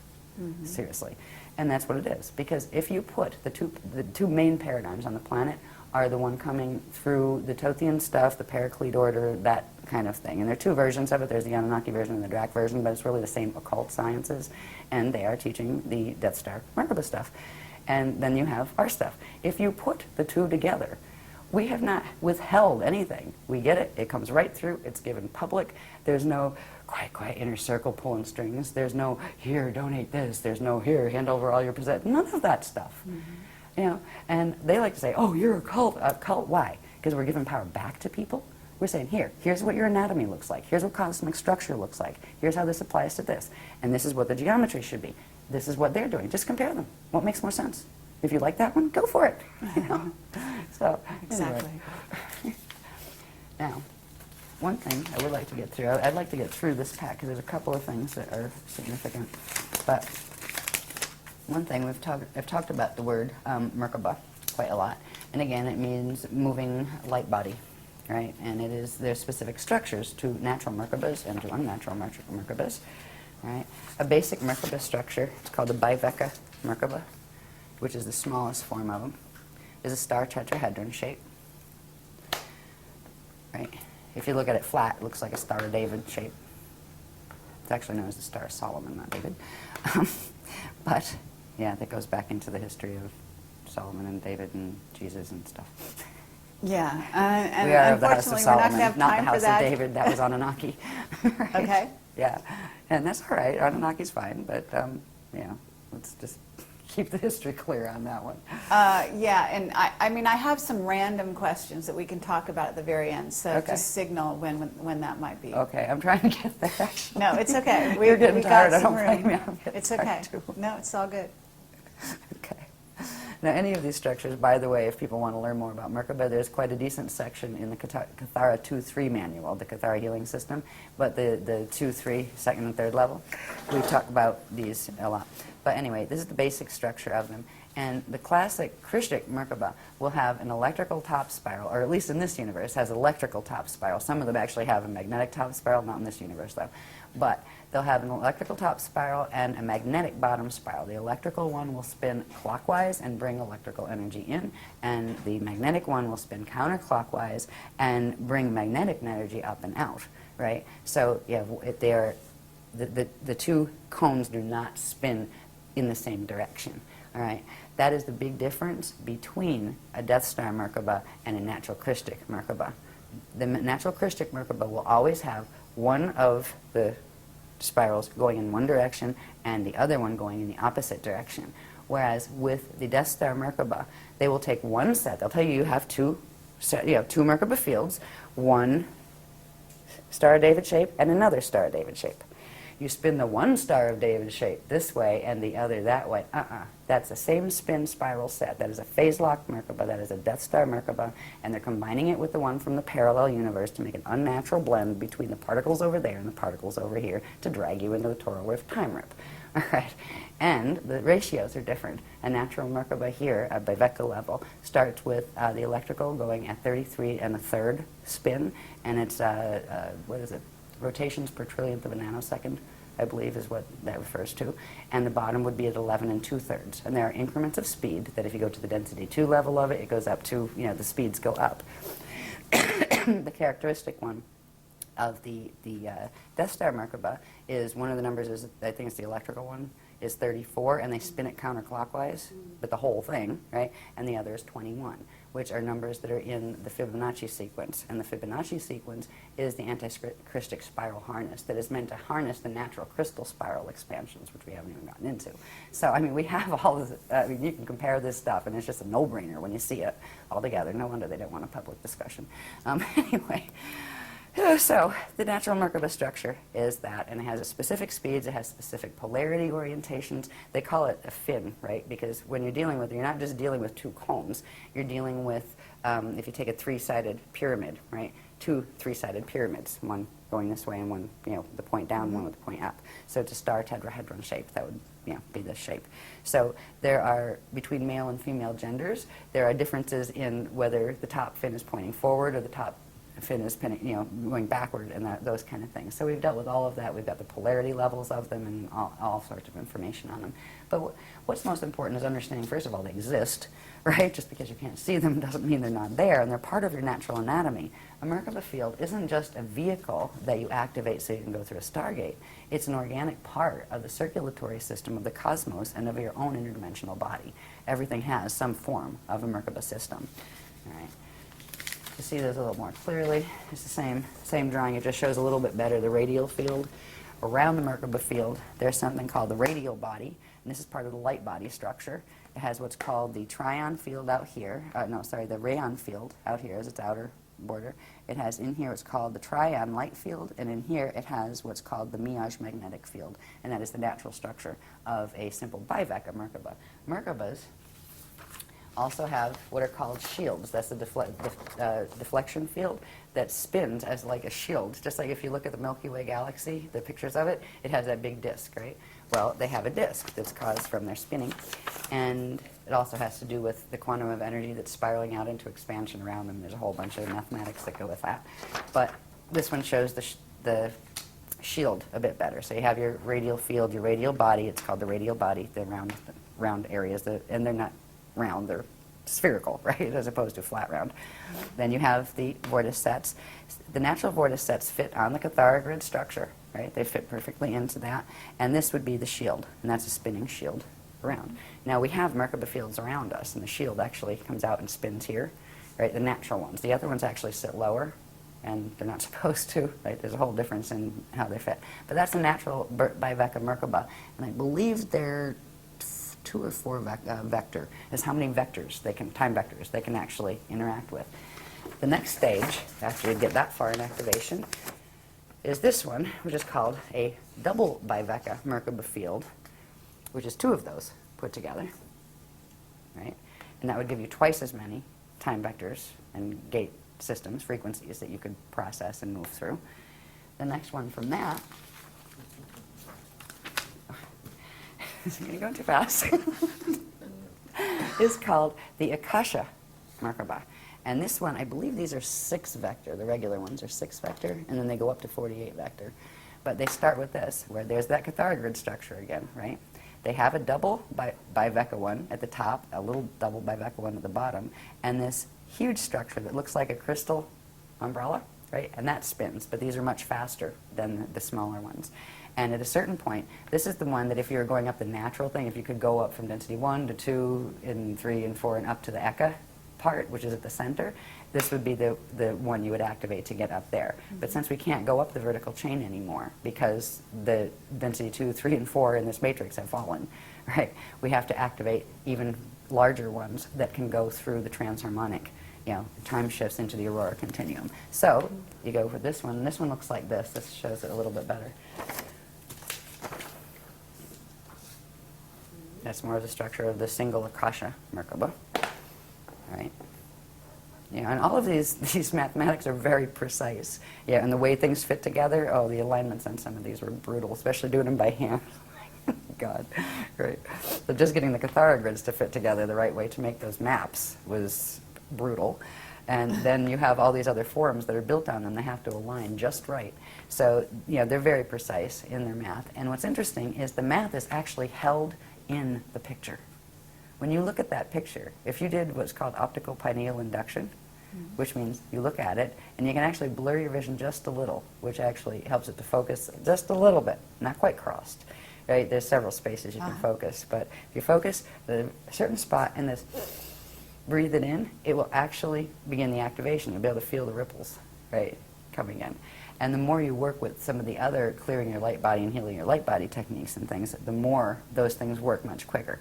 And you can look at a photograph once you have your vehicles operated, and every image you see has behind it an energy encryption, right? Literally a radiation signature. And that is how, once you become like, a rishi being that can move at will, an adept, you would simply visualize a place, and that would trigger the math in the system and tell your whole body system where to go, and you'd be there at the speed of thought. So it's quite a very neat process, and it is real. That's what's amazing. Here it's almost become kind of like a sideshow act, as far as, most people don't even think ascension is real. Some of the Bible people think the ascension is real, and they're expecting God to inhale them up into the sky in the rapture and stuff, and like, good luck with that. Right? Bless you. I mean, at least they still have some of the words. Right. The rapture is actually called the Rashapata, and it's actually what you do with yourself once you hit the transfiguration stage and you turn your standard mortal atoms into Pataor, which are the eternal atoms. They're composed of eternal radiation that is no longer finite. So some of the words that have come through in not just Christianity but in other places do go back to the original CDD plates in the Maharata text translations. So anyway, that's the next level of Merkaba. That gets bigger. And then next thing, and we've been working on this for a couple of years now, I think. You have the one we just looked at, right, the Akasha Merkaba, and then you have another one pointed upside down. Put them together, forms this structure. It's called the Christ Star Crystal Capsule, right? And they are spinning fields. And in here, I don't have it on this drawing, but there are energy systems that come out. They actually look like wings, but they're energy as opposed to not solid bird wings, right? So this is where the concept of angels and things has come up, through our history. There were winged human type beings though. But anyway, the next stage is the Christ Star Crystal Ascension Capsule. This one will allow you to go in certain places. You can enter certain levels of that aurora transharmonic field with it, but you can't enter completely. Now, to completely move through and be free from it's almost like a mathematical ladder that you can go vertical, you can go horizontal, you can go diagonal, but you can't do this, right? In this one, you can do a little bit more of this, where you can go into the aurora continuum, but you still have more angulars. You don't have quite as much mobility of vehicle. The next stage, and this is what is needed actually to ride the spanner gates. If you were going to take a body out in a spanner, you would need one of these. They go from 24 to 48 vector. And these were just starting to activate. We activated the first one. We're beginning activations of the first one. And again, let's take two of these, right? Put them together and it forms a capsule. The one capsule goes along with what they call the Stardust Blue activation set, and we did that in the last workshop. And then the next one that we're going to do in this workshop goes with what's called the Starlight Gold activations, and forms another one of those. So you end up with two of these in the same place. And then there's one more activation, and these are all part of what's called the Silver Seed activation, the Silver Seed Awakening. We'll activate this huge one around you. That is the one that this can tumble in any direction, while this tumbles in any direction, so you can actually go in any direction in the Aurora Continuum. And it also does other things. There's also the structure of the crystal temples that we are assisting the Guardians in activating on the planet at key sites, where they literally form. And if you have your DNA coded to it, eventually you'll be able to see them. And you'll be able to walk into them, and somebody standing there that didn't have it would see you walk and disappear. Where'd that person go? Did I see a person? I thought I saw a person there, right? Where you would see the structure, and you would know it was there. You'd see it like as an oscillating thing in the air. You'd walk in, breathe, and go, yes, hi everybody, I'm on the other side now. Well, meanwhile, anybody behind you be going, where'd that person go? I didn't see them, I mustn't have, right? So we are beginning to activate these, not just in our personal bodies, but the sites that were key to, the natural gate sites that were key to activating these. Like when we do the grid work here on the beach, we started activation of one of them last time. We're going to do the next one this time, so we'll have the double one here, and I think we're doing the initiation of the bigger one here. And then there are ways to spread that through the network. which we're going to work on here. We have these new activations coming through in this workshop that I didn't know about until like 2 or 3 days ago when they gave me the itinerary. They're called mirror ball activations. They're very, very interesting. They use the aurora continuum frequencies. And we are beginning those activations that will actually trigger these remote when you activate what are called the ancient arrow sites. And we're going to learn about that in this workshop. But it's like a blanket frequency that gets transmitted where all of the sites that are keyed to activate this type of transharmonic doorway will simultaneously activate. So that will be done during this period. That just came in. I didn't know that. Sometimes I go, I'll be talking like, and then the line comes in, right, and they go, thank you, I didn't know that. So this is what we're working on. This is the kind of Merkaba you do not want to activate. That's that twisted one with the same spin spiral set. It snaps its connection off to its natural center point. It can't build into those forms at all. It is very limited in frequency. It is I believe they end up as 5-dimensional or sets of 5-dimensional. They're based on like 5s, 10s, 15s as opposed to 12s and the natural codings. This is the Death Star Merkaba, and what did I say here? It creates an inorganic torsion field, which is that tube torus net field around you, and it also creates this yin-yang flow. You know the yin-yang symbol? I used to like those too. Thought they were cute. Oh well. They are the classic sign of the tube torus. If you look at them, it's the constant recirculation of energy. It's a closed energy system, which is what these are. They're closed from bringing in this circulation from source. They're closed from allowing something to circulate back out. There's no inflow and there's no outflow. They've got a set quantum that's at the core, and they will burn out if that quantum isn't fed. And that's why these are used, that the torsion fields that they generate are used to suck energy off living things, to draw them into their core to keep them going. They are vampire machines. And the beings that run on these are vampires. They just don't have big teeth and suck blood. They suck energy instead. So that's another difference between them, between the styles. I'm not going to go into all this heavily. Yeah, I might as well. All right, I'll finish it. All right. I was going to say, I'm sick of looking at these. But I just got a nudge. Just finish it. Just finish it. Okay. This goes along with the Death Star Merkaba. Again, you have that Bloom of Doom configuration that pulls the Cathara grid into an unnatural, skinny, elongated configuration that does not have 12 gates on it. And it creates the bulging in the field. Look at how humanity, we're supposed to be long and lean, right? It's a struggle to stay long and lean on this planet because there's this weird thing that happens in here where it's like, I've felt some of these when they start when some of the Metatronic activations happen in the grids. It almost feels like somebody grabs you in the middle of your spine this way and goes and pulls them and compacts them together, because that is what this thing does. It compacts the energy inside of it and squashes it down. That's why the Earth actually has the bulge around the equator, because it's being squashed, right, pulled in. It creates that poison apple field around you, and our fields would look just like the planetary fields with this, and this is what they will stay as unless we do something to change it, and that's why they're showing us this, so we say, maybe we should do that. Yeah, let's change that. And here, you can forget the sun part, but again, you would have the torsion field net around you, and that would be controlling your horizontal, controlling your vertical, like that Twilight Zone or whatever. It wasn't Twilight Zone, it was Outer Limits, I think, that used to say that. And you would have the closed circulation system. This is a system that actually is cut off from the flows of the spirit body.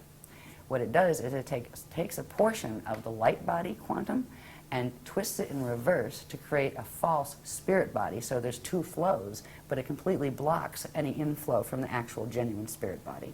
And it traps the consciousness, the part that's stuck in the atoms, right, from the rest of its own identity. And it's really just a really sick technology. And it also creates these. They call these the trumpets. This is a little picture of them, but where you have that poison apple configuration, it creates these big vortices up here. They're almost like satellite dishes, and on the planet, that's exactly how they work. And they move with the wobbles to pick up the signals coming from galactic core through the black holes, coming from the parallel system, and keeps us locked in. It's literally a set of satellite dishes. There's also a set that comes out here and here. It's a nasty machine. So we can undo this in our own fields, but it isn't something you snap your fingers and say, I wish it away, it's gone. Good luck with that. While you're on this planet, it takes work, and we've been doing that work. Ultimately, what that mess is made to do is remember, these are maps. Just for the final on the messy Death Star Merkabahs, if we remember that these Cathara grids interwoven, right? This is one Vecca system, right? We'd have our universe here, our parallel would be here. These are meant to link the parallels unnaturally, to force them together into a harness field, and that can be dragged and ripped out of its matrix and taken to wherever they're pulling it from. So this is what the whole purpose is. It's a feeding machine, and that is the Death Star Merkabah. And it's built. It looks like we talked about the light units that are built on the vesica Pisces. It actually creates fields like that and then pulls those Pisces together into one harness. And it's a completely unnatural way. It just distorts and totally twists the natural laws of physics as they apply in the eternal life universe, and it creates a finite life one. And what it can do is temporarily sustain whatever is in it, as long as whatever's in it can feed off something alive, because it can't generate its own quantum. So it has to continue feeding. And there are systems that are built on that. Their bodies die, so they clone another one and try to stick their consciousness in that until that wears out, and they keep doing that. And if they get to a point with cloning where it just doesn't work anymore, and they can't even sustain a biological unit, and that's when they start going to raid other things for gene code, where they can start getting things that they have any compatibility with, that they can start building again, because they end up as consciousness that gets stuck in a ghost-like form because it doesn't have a biological form anymore, and that limits the arenas it can play in. So some of them do those games to save their race and give them back a biological presence. To each his own, but that is not ascension. So these are what we are teaching about to show how they're supposed to look. The other structures of those progressively building Merkabic structures, that is ascension. That is what your fields are supposed to do. That is what the living cosmos is built on. Now, this stuff, let me see, what is most important? Evolution is understanding, right. Yep. Oh, this is just a little chart. This had to do with, this is a summary of how many years of work went into all of these. It's a summary of, from the creation point, the stages of creation before you get to, this is the re-evolution. When creation starts, and a being or thing or a cosmos or even an individual begins a new life, a new creation. It can be the creation of a new cosmos or an egg and sperm coming together to create the potentiality for a new baby to be born here, right? There's a whole set of cycles that happen. There's the creation and evolution of the eternal consciousness, and it works from the microcosm to the macrocosm. All right, we have the pre-Pardikai creation cycle, which is something we learned after this chart was made. They actually taught us these things, then took us back to what happened before that, right? Then there is something called the Navena and Nuvena Pardikai birth cycles, were just these Pardikai units of consciousness, primary units of consciousness, the primal substance of creation, where they are born. Then there's what is called the Siddha Akushate cycle, and this is where the spirit body is born first. And then the light-born cycle, which is where the light body is born. Then there's something called the star-born cycle, which progressively, these are different aspects of the light body, spirit body, physical body that are birthing, and there are specific cycles and time periods. Like if you're going to take the point of conception, for example, there's a specific point. They start with 12 seconds, then 12 minutes, and then 12 days after conception. What parts are occurring, and it ends up in the gestation of the baby, and then the baby coming out, and that kind of thing. At the life-born cycle, then we have the God-born cycle, and there's a series of, these had huge graph series with them, and huge explanations of, what the processes were. And finally, you get to the Christ-born cycle, K-R-Y-S-T. And this is that point, that still point of turnaround, where a being fulfills and activates all of its frequencies in its template, its natural frequencies, and is able to go into the Christ star vehicle and disappear from the outer domains and go back into the Adashi return domains in their Mashayahana body, which is that is the one that has gone through the Rashapata Ur, which is not that raptor. It's not somebody yanks you up from the, it's literally you've transfigured your mundane atoms or your mortal atoms into eternal life substance atoms. And you will hold the form of that body. That will be what you look like the lifetime that you do that in will be the form that you have. But it will be a form that you can choose to change at will. You can choose to have no form. You can choose to have your main form as being an orb, which is like, it saves on housing. Seriously. Think about it. If you just manifested a body when you needed one, right? Yeah, I'll go interact there. I'll, like, be a cat today or whatever. But anyway, at the end, it starts somewhere, and the expansion cycles end somewhere, and they end naturally when they turn back around and start going back in towards source. And then there's the whole thing. If a being goes through that, goes through the Adashi return cycles, returns as whole with their full memory matrix. That's the difference between doing space dust fall and returning as space dust. Your memory matrix is shattered.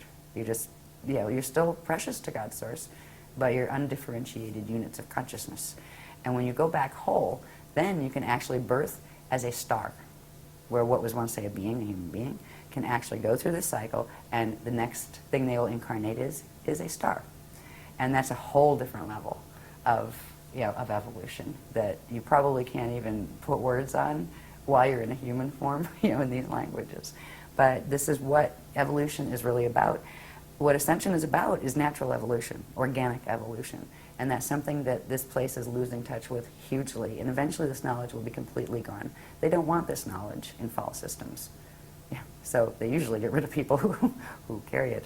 But fortunately, this is still a blended system. That's why we're still living and breathing and still trying to say, yo, let's call for the Christ Star train, whatever.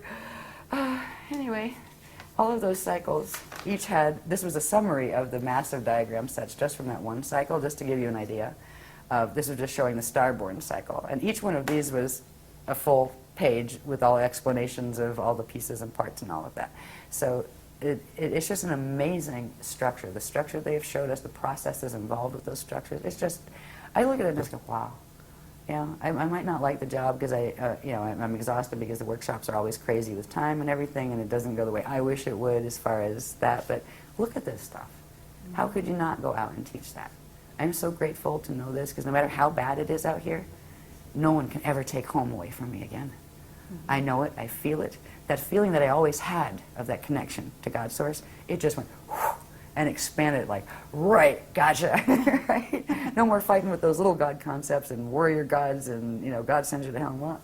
Like, that's not the God I know, right? There's a feeling, a presence of that eternal, creative force, the God source, whatever you call it, doesn't matter. It doesn't care what you call it, right? That's a human thing. Yeah. I have a question here, because this star-born cycle, are we talking that, for example, the Pleiadians and Andromedans, have they gone through this? Are they still going through it? At what stage are they? The Andromedans that we're talking about, from Eartha and those guys, well, everybody goes through this, actually. A fertilized egg in the womb goes through this. And it's right at this point, where's the dyad? Right here. At this point, the light body has grown this big. You got the physical body growing in the womb, right? You already have the spirit body that's already huge, right? That Lumiridana one with all the probability dominions, right? And like we're talking about a fetus here, grows to be a baby. And when the birth point happens is when this cell of the light body grows. Then through the process, they call it the birthday chart, through a very specific process of accretion of frequency, taking it from the spirit body into the physical form, bonding the spirit energy with the atomic form and therefore expanding the atomic form, the light body simultaneously grows. When it finishes that cycle, it will go into what is called the unicide seed atom. It will become the full core of the light body structure from which the rest of it grows. But we have these structures out here. To get out here in the outer domains in incarnation implies we started at the core, came out to the inner, then to the middle, and from the middle came out to here. So we have these structures behind us in time in that regard. Sure. So they're part of our extended anatomy that goes with our extended family of identity with our other simultaneous incarnations.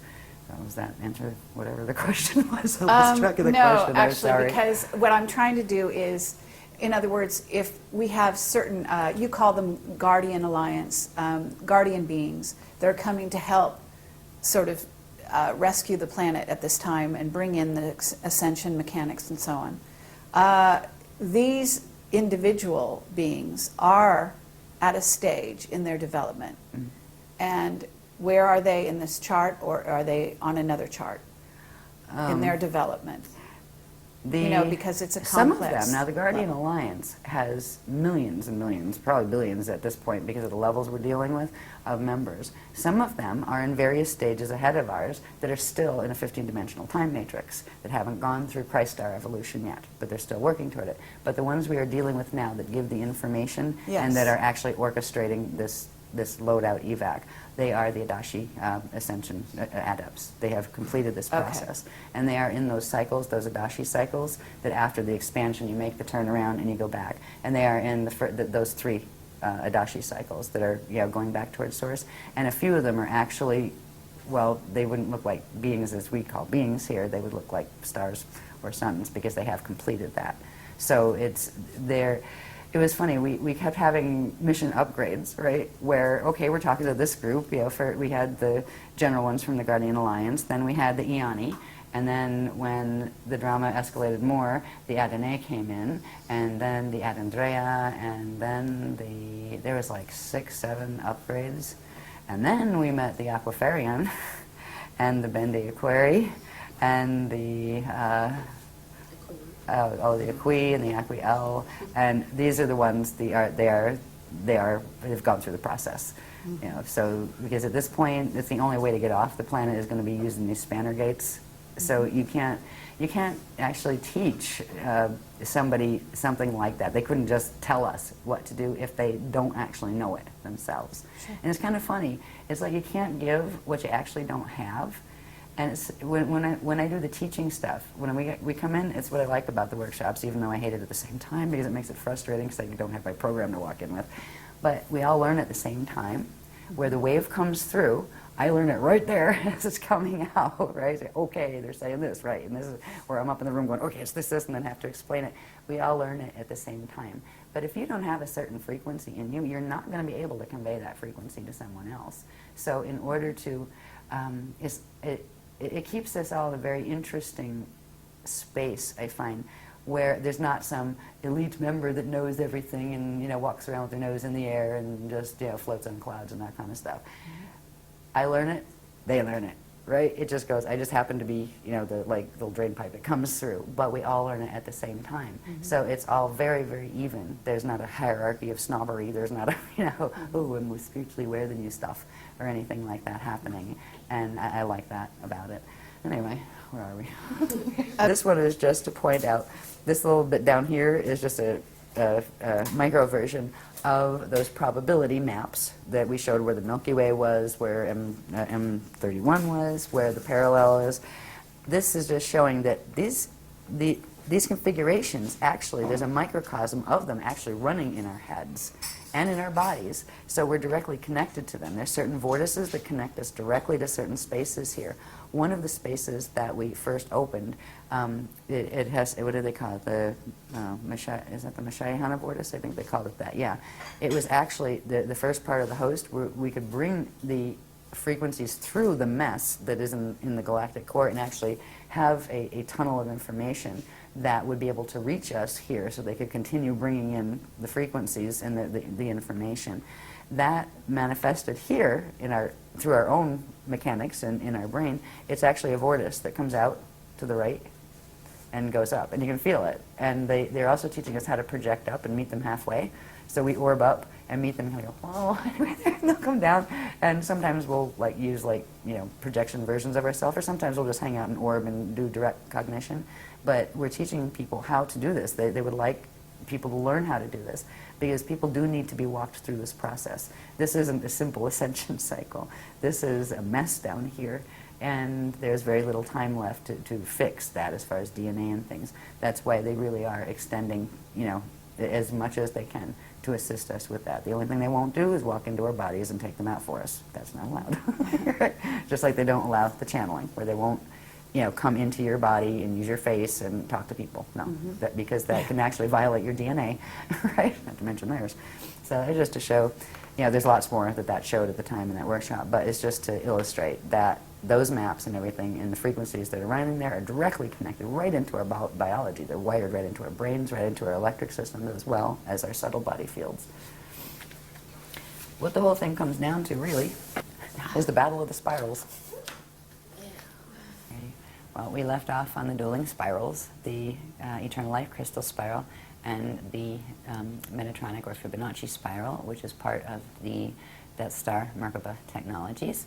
These spirals, again, are actually the core currents of energy that spiral out for the expansion of any form, be it the light body or the spirit body. These spirals come out from the core quantum, and the core quantum in the Eternal Life system is the infinite God Source consciousness field. So with the crystal spiral, it always maintains an open connection with its source, with its center point, where the Metatronic spiral does not. It doesn't even have its own center point when you look at how it's constructed on the golden mean rectangle. Well, the spiral will come out, the crystal spiral will come out. Now here is an interesting configuration. It looks like an upside down leaf with a little flame in the middle, right? What this is you have one spiral, crystal spiral, that comes out in expansion clockwise, and that's in what's called the Itori side of the cosmos, because every one of these spheres has one that also spins in the opposite direction, which is called the Adore side. So we are in the Itori systems, and the expansion of the spiral, or of the energies there, is clockwise. At the same time, there is another quantum and a spiral that counter-spirals out on a counterclockwise rotation, which is the expansion spiral for the system that goes in the opposite direction. Just because it's going in the opposite direction doesn't mean it's negative. This is the structure where you have the Itori side and the Adore side. If you have something spinning clockwise, there is another one that is a companion that spins counterclockwise. The systems are separated, even though they're in the same place. They're on opposite angular rotational particle spin, so they're visible to each other. They pass right through each other. But these spirals are synchronized with each other. So the crystal spiral spirals out on that they refer to as the electrical spiral, spirals out on the clockwise, and then the more magnetic one spirals out on the Adore side, and at a certain point they cross over and meet at this axis, right? And it's this is only shown a little bit of the expansion, like where it comes out from the center and does one round, same with here. There's a whole set of things that happen when eventually they meet up here. In the first cycle, before they meet here, they actually meet here, and there's something called a flame cycle, a flame shift cycle, where when the two currents meet, they merge and do a replication and create a flame, the eternal flame, the living flame, and then that shifts to this position. So you have the eternal flame from the first time they encountered each other in the small set, like with a small set here. This is showing it did this one round small set, then it's coming out again. When they come out again, they cross over down here. And this creates certain passages. There are certain things that it's not just this spiral, but there are these little spirals that come out on each of them that form those little petals that come out on each of these what are called octants, these breakdowns that are actually part of the time clocks of how these work as far as the time cycles, how they work. So you end up with the main spiral, and then these smaller spirals that send energy back and forth through, and that's what forms that petal effect inside. So at certain points, now this is actually a time cycle that has dates plugged in that started with last April of 2009. Right? When certain activations took place that put us in this, like this is the last round of this cycle, the round of the spirals, which means there's going to be the place of the crossover happening here. But before that, there are these axes right here, this one running here, which is the 0 line, because this is where actually the spirals start. This is the 0 line. And I believe that's the 4. And like when you're counting them, that's to be 0, 1, 2, 3, 4 axes, right? And 5, 6, 7, back to 0, 0, 8, right? Right here, there are certain currents that come out here that are referred to as the monadic passage. That's where the spiral goes from being in one density to expanding into 2 densities. So going from a 3-dimensional spiral to a 6-dimensional spiral. That opens something called the monadic passages. And they allow for what is called the formation of the Jade body, which is a 6-dimensional, it is the 6-dimensional body that is transharmonic, that activates those they call them the Amareya Merkabas, those really large ones, the last ones we talked about. So we just went through this period, March 15th of 2010, is when the Itori side of the monadic passages opened. Over here, we're going to have another period where the monadic passage on the adore side, which is that counterspin side, opens. And there's going to be a point before that, which happens when, this is around September 2nd of 2010, this year, where they cross through, and it begins opening this area, which is referred to as the Amareya passage. So there's a set of things involving these spirals, and these spirals are actually coming down through the probability maps that we looked at, you know, the Milky Way and, you know, M31 and all of that. They're actually spiraling down through those, through into our solar system, through into our planet. They're both coming down. There's a certain point where the Metatronic spiral is also doing the same thing, coming right through the galactic core, interacting through our solar core, coming down into our planet core.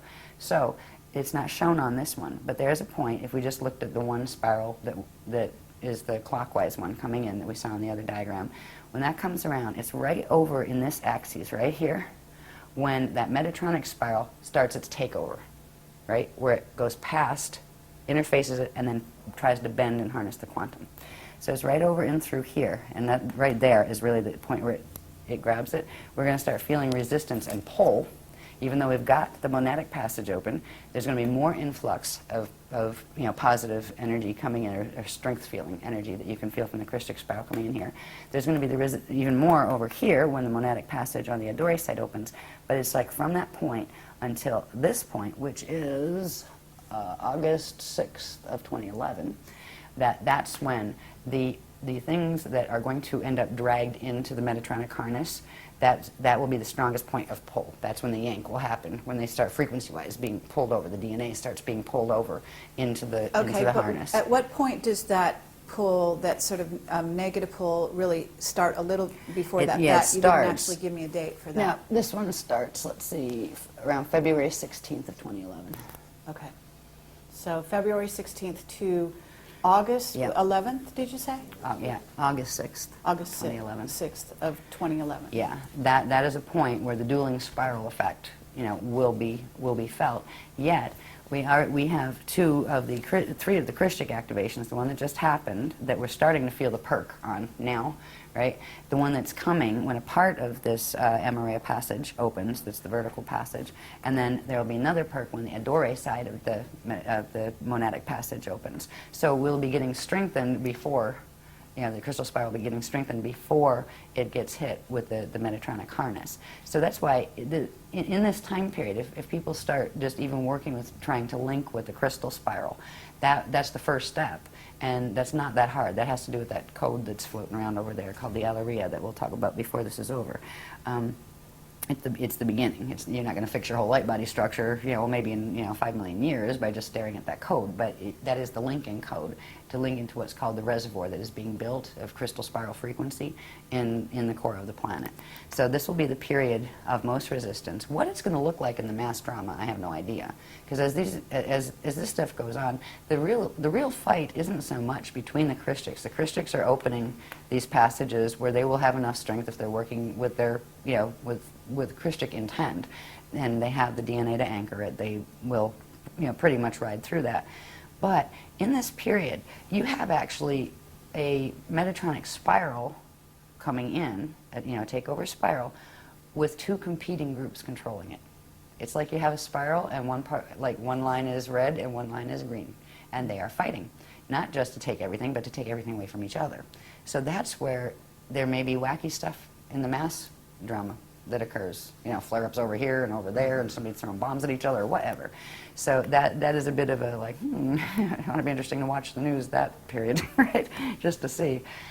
As we move past this, this is where the harness will start, and one time wave is going to follow the Metatronic spiral and go into the harness effect, and the other is going to go past it. So we're already got the two time waves going, but the Christic time wave is just starting to come into activation. It will grow stronger as these monadic passages open. When it'll go through this period where the Christic spiral will be strong enough to not be taken over by the other. But the rest of the planet that's sitting there doing nothing and, you know, not bothering about it, doesn't want to know about it, doesn't even know what the word chakra means, right? Well, fine.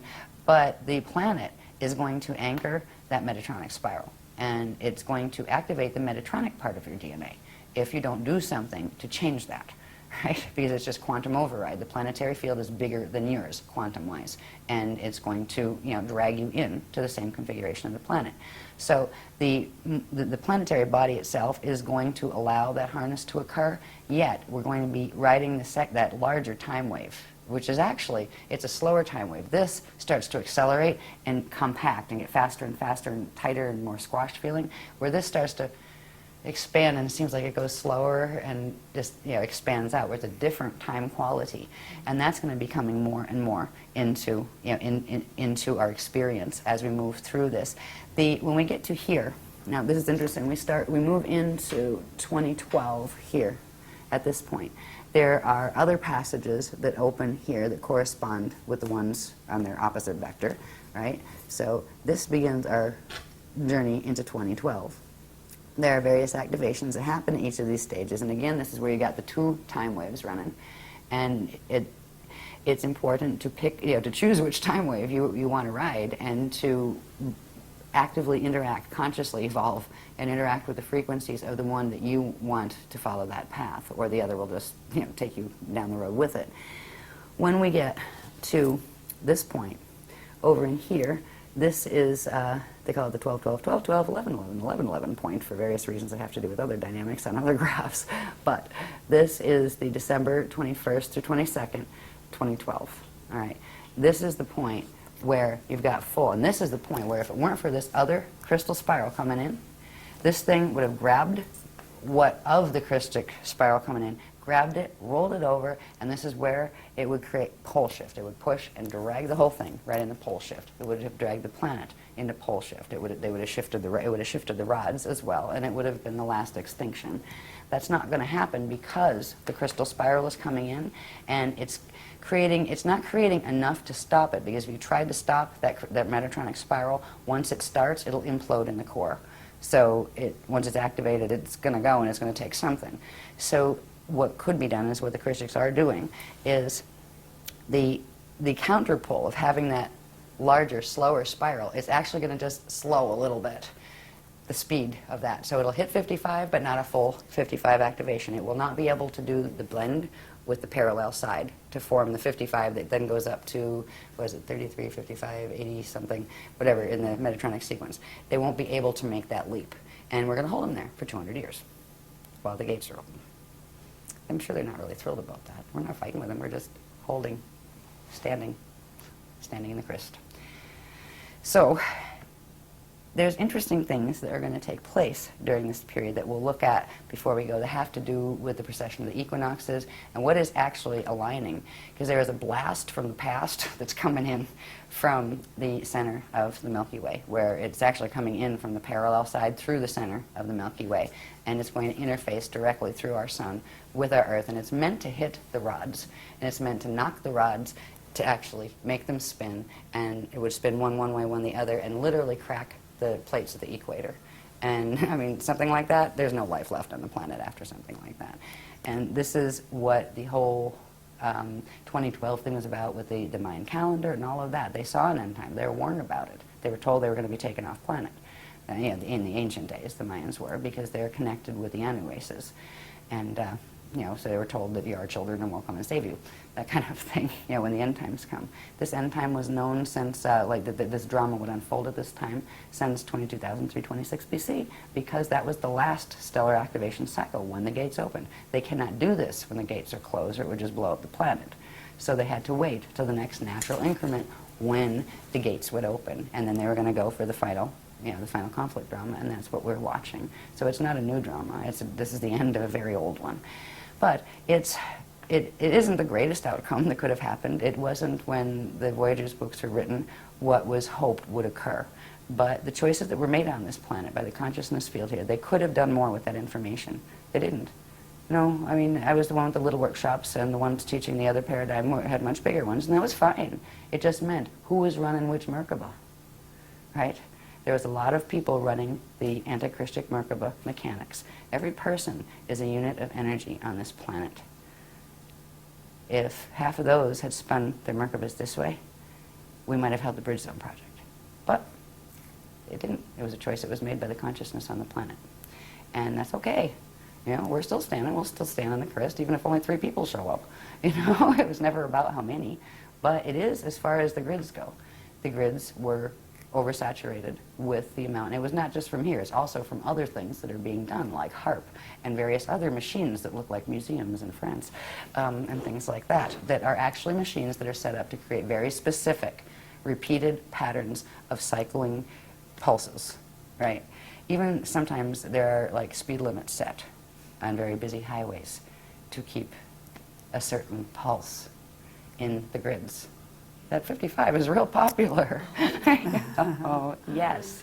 I mean, it is. There are people that consciously design these things in this planetary culture. This isn't an accident. Nothing here happens by accident. And rarely is it anything to do with what it appears to be. You know, that's just the way how the Illuminati game works here. But it's like, get over it. You know, we're on a prison planet, and there's still an escape route. This is good, right? One of the things that's important is when people are confronted with some of this information, it can be overwhelming. It's like, oh my God, I just want to be dead. You know, get me out of here. No, dead is not the answer. The worst thing a person can do is commit suicide right now, because your consciousness, if you drop the body on purpose, the consciousness will be stuck in this field. You want to be a ghost here while it goes down?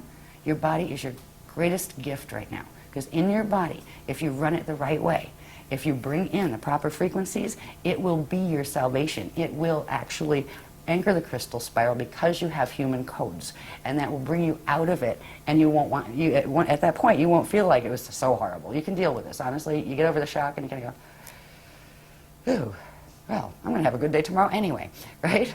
And it's an adjustment process when you're processing this kind of a huge amount of information that you've never heard before.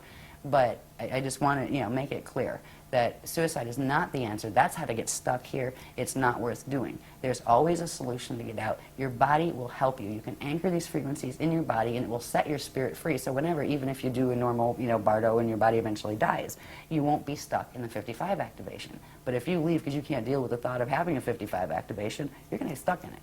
So I just wanted to say that because I know this can be intimidating to some people. All right, so anyway. Now, excuse me. So what I want to do is get to the point where we talk a little bit about some of the things that do occur. So that big mystery about what's aligning with what. Oh, the galactic cord does something. Oh, that was in 1983. I mean, they're all like the internet. They're saying this group's saying this group's saying that. Everybody's trying to figure out what this big galactic core alignment is. Because honestly, on certain ways, if you lined it up, it actually happened somewhere in the 80s. That's not the alignment. It's not about that. It is about the rods and the chambers and what they're doing. So we'll look at those in a minute. But this little time cycle here, it's about the spirals and how they're expanding out. And the simple thing that people really need to do is they need to decide which path. Do they take this information seriously enough to say, well, better be better safe than sorry. What I mean? Let's try that crystal spiral and see if I like it, Because if you don't like it, you can always go back to the Metatronic way, no problem. There's nobody holds you here, you know what I mean? It's a free will thing. But anyway, I want to get to the graphs that have to do with a little bit on the body too. But before that, I want to show you one more thing. We're back up, way up at the top in our cosmic matrix, seeing our little Vecca system with the black holes next to us that are trying to suck us in and that kind of thing. Up here, again, is the Aquarian matrix. That is where the Crystal River host groups are coming from. The Adashi Adepts are coming from. And they are literally sending a frequency bridge down. It's actually acting like a respirator for this planet because it's coming down. It partially goes through the solar gates, but only partially. But it's coming down and it wraps almost like two currents that come down, and they're meeting in the center, the core of the Earth. If they weren't doing that in the core of the Earth, there's a thing that happens in a solar system, and it's just part of the natural mechanics of a solar system. If you have a sun that's pranaseed closes and it enters its Bardo cycle, all of the planets or stars in that system that have the natural circulation with it will follow suit. They will all close their pranaseeds and they will all prepare to die together. This planet was going to go into that. If that happened, all the gates would shut except the wormholes. And this is actually the cosmic respirator at the moment. There are two currents that are coming down. What do they call that again? That's a big word. Yeah, I trip over my tongue on that all the time. Ancestation passage, they call it. And it is literally frequency currents that are coming down and forming a loop, coming in through the earth rods, I imagine, and literally holding the core open so the prana seed doesn't close, so the gates can still circulate energy, and so the host can go, and that will stay for 200 years. And when that pulls up, the prana seed's going to close, and the natural process of Bardo for the solar system is going to unfold. So whoever does stay here after the 200 years is going to have a very interesting evolutionary experience, because there's going to be progressively more limited resources. You're going to watch species go extinct at hugely fast rates because they want out, right? They're just like, okay, out of here, we're leaving the planet. You're going to see large groups of people doing that, be it from earth changes or wars or whatever, because it is the last call. But we've got 200 years before that point comes, fortunately. Now, what the solution is we need to reverse mutate as much as we can the light body structure and turn back on the spirit body, light body flows that have been blocked by these fields, and get the junk DNA to reassemble so it can process the natural atomic and chemical changes that would occur in a body when it goes through the activating the Merkaba process, because it is a biochemical process. The part in the process called fetal integration, that is when the consciousness from the spirit body begins to enter the fetal body in the baby, right? It starts to come in. It starts to bond the spirit body consciousness into the atoms. It's actually partially bonded into the atoms. It's called the jari. That's the part of the consciousness that actually is stuck with the atoms, the part of your living consciousness that forms your atoms. And that part, when you go through a natural Bardo or ascension cycle, the jari is freed, and the atom is able to go through a biochemical process that involves an element or a transient element called celestaline. There's something called a celestaline wave. It has to do with the substances they used to call white powder and blue powder gold. All right, they're monoatomic, but they're natural monoatomic atoms that are formed, and they allow the body to become a superconductor where the angular rotation of particle spin on the atoms can shift. They blend instead of annihilate with their antiparticle, their natural antiparticle, and they can go into ascension. So the biochemical processes that we're working on, they're directly connected to the DNA, directly connected to the epigenetic overlay that is triggering the DNA and telling it what it can and can't do. The techniques that we've been working with all along have progressively. We started with fixing the light body structure, then different layers of that, then what's called the crystal body structure that's part of the light body structure. Then we went into turning back on the core flows of the spirit body structure. Now we're working with what's called the Ajay body structure, which is the part of this anatomy that brings those two together and allows the core flows to happen where you can actually go into orb. These little orbs we see in some of these photos and those kind of things, eventually we will be able to turn ourselves into those as a traveling medium. What you don't see with an orb, a natural orb, would have its Merkaba fields moving around it, right? They're the parts you don't see, but you might get a photograph of the orb itself, right? You can also have orbs that are coming from the other system as well, where they are using the Death Star Merkaba, and you can't tell just by seeing the orb. You would have to be able to see the structures of its system and whether it had a poison apple-shaped magnetic field around it, or whether it had the natural thing that looks like a butterfly, which is the natural electromagnetic field. So anyway, when we're going to think about reverse mutating, it has to do with techniques, not techniques in a laboratory where you have somebody go play with your DNA. You play with your own DNA by literally, first of all, knowing what pieces of the anatomy you're trying to turn on and trying to heal, and working with them directly through certain breathing techniques, through certain visualization exercises, through certain projection exercises. There are even certain movements and some yoga moves that the Guardians refer to as logas, because you also use energy work with the chakras with them and things. There are things to do that help the body to get into the space where these things can be repaired, so you do become able to do these. We have structures in the body that have to do with this. These were in some of the earlier teachings. It shows the density 1 body, and this would be your density 2 body. If things were normal right now, say you could say this was your Earth body and this was your Terran body, Terran density 2, right? But we actually have these fields on each density level. This would be your soul level body, and this would be your incarnate level. If you had the density 3 one here, you'd have your oversoul, then you would have your avatar, then you would have your rishi level. Now, this is 3 dimensions here, this is 3 here. They each have their radial body structure. They are connected, but these have to be opened. So these become a six-dimensional structure because the gates that we're going through require the six-dimensional structure that actually has a 24 to 48 strand capacity, which is where the host comes in and those fancy Merkabas come in. But part of what this is, and we have the light body training courses that are in like the K23 manual and that stuff, they teach you how to open these things, like this part of how do you fix stuff, right? And see, there's certain activations that will then, now this one's starting to get different shaped, right? You do certain other activations, you still have your spherical one up there, but this is starting to look like a flame, right? And then, when you finish those sets of activations, you've got your flame body activated. That's the six-dimensional aspect, all right? Now, before we do this, there's one thing that can be done to link with that spiral when it's coming in, the crystal spiral when it's coming in.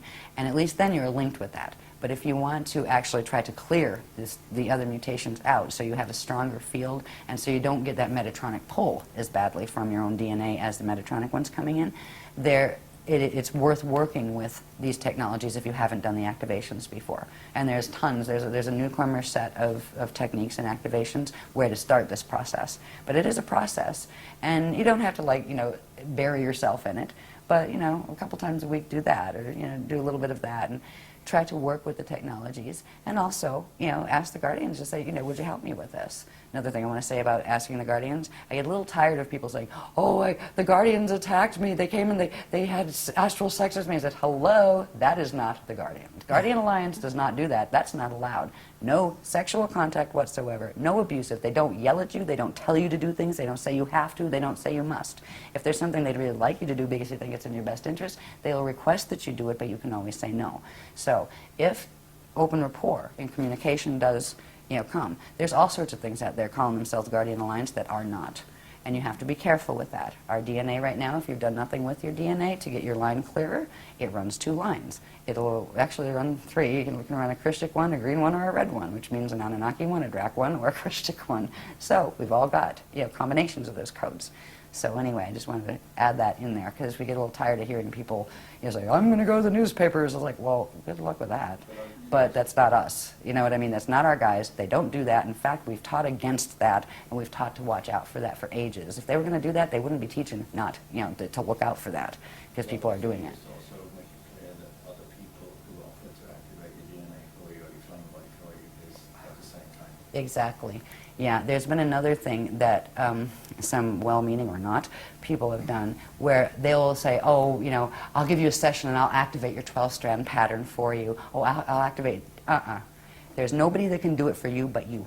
It has to be you that does it. You have to choose. There are simple techniques. They're not hard.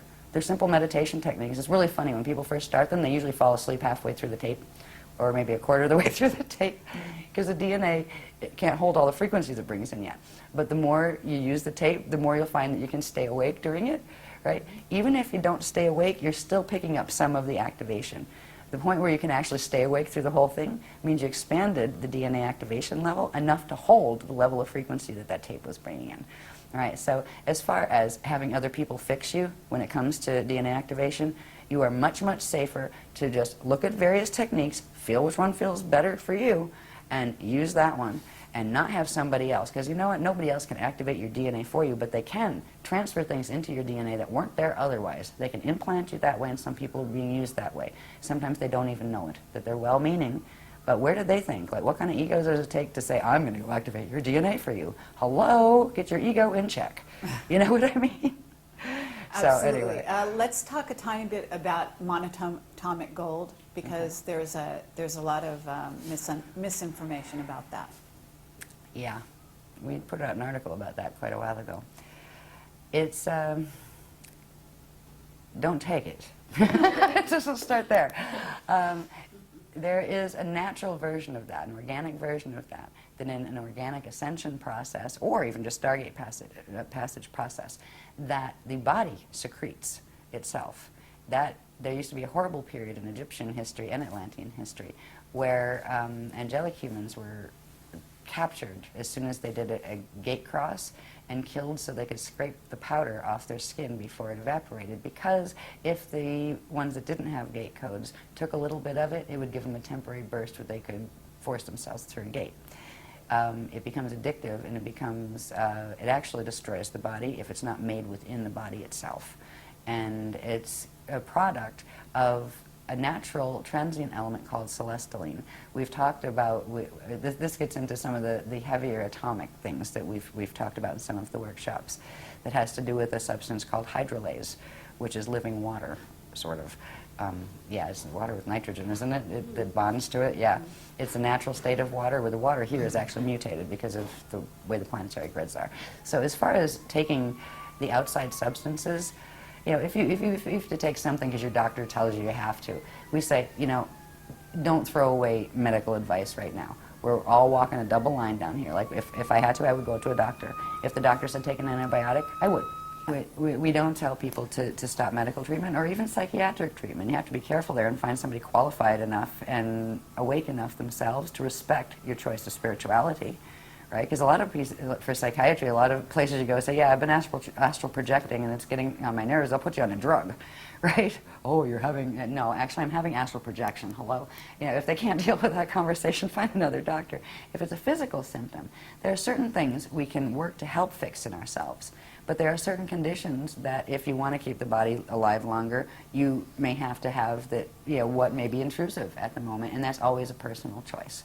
You know, I would probably be much less likely to rely on a doctor for myself than I would be for my child, for example. Right? I might take chances with me, but I'm not going to take it with, you know, with my children or someone I love, or, you know, my husband or something. So that's personal, but we're not one of those groups that say, oh, everything has to be holistic, and, you know, eventually, yes. Eventually we'll all go back to being breatharians, and we won't have to eat, because we'll be able to do solar symbiosis and actually create hydrolase in our body just by breathing air and sunlight. And that's what our bodies are supposed to do. They don't do that really well right now, so if you try to be a breatharian, you tend to starve to death and get very sick. So there are places, we're right now in a space of evolution where there are changes we need to make in our biology just to hold the ascension potential and to start activating it. And then there are changes that will come naturally, but if you try to force them, you're going to actually make yourself sicker. Some people went on the big vegetarian kick. Now, I like the concept of vegetarian, but if you just eat vegetarian, your fields get very, very high and buzzy. And they fit right in with the metatronic acceleration that has been going on with the sextant clock. That's why we've said, you know, a bit of protein. If you really can't stand meat protein, fine, if you want to be vegetarian. But be aware, that high buzzy feeling that you get, this is not good. All right, that's too much electricity. It means you're processing too much frequency coming in, and that means you're going into that time wave that's very choppy time wave that's connected with the Metatronic activations. So there's so much trickery where it appears to be a good thing, but it isn't always what it appears to be. You know, those kind of things. So as far as monatomics, wouldn't touch them. You know, feel the same about colloidal silver, honestly. Right now, that's just a personal preference if somebody wants to do that. But just the feel I get, and the guardian's kind of go, not saying a word, because we're not going to get into it. But it's like, yeah, just trust your feeling. Okay, not for me, right? So I just kind of use my own radar with that. And really, they try to support becoming energetically self-sufficient as much as possible. Of course, we still have to eat and those kind of things. But you know, relying on all sorts of vitamins, all sorts of drugs, all sorts of foods, all sorts of this, all sorts of that all the time. Weaning is a little bit. But if you're, say, taking meds for manic depression or something, don't just throw them out the window. You're going to have really bad results because that crosses the blood-brain barrier or whatever and gets in the blood system, and you can have really bad withdrawal. You got to stage those kind of withdrawals. And some of them are just not worth getting in the first place. If you start taking monatomics, it will create a dependency in the body, even though science has not identified that yet. And it will also do something that something else does too. And for some people, that's good, but for other people, they have enough of that happening, and it shouldn't. There are certain substances now that, I won't name them, but they're popular supplements. They're not drugs, they're just supplements. But they actually accelerate the speed at which frequency from the light body processes into the atomic structure. That can be good for some people who have a sluggish field in certain ways, but it can actually override and take it into Metatronic twist for other people whose flows are faster or even normal. So it's very individual with that, with those kind of things. Eventually we'll have more guidelines, and eventually they're going to let us know a little bit more about what foods are more Metatronic than others and those kind of things, which would come down to what trees are Metatronic and what ones are Christic, what animals, what, you know, I mean, it gets to the point where it's hard enough to look at what teaching sets, you know, and what people are affiliated with them.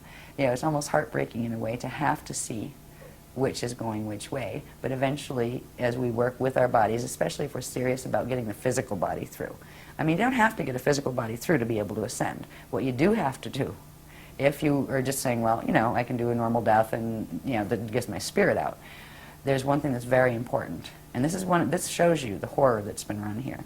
How many teachings and how many systems, cultures from the past that can even be remembered bury bodies?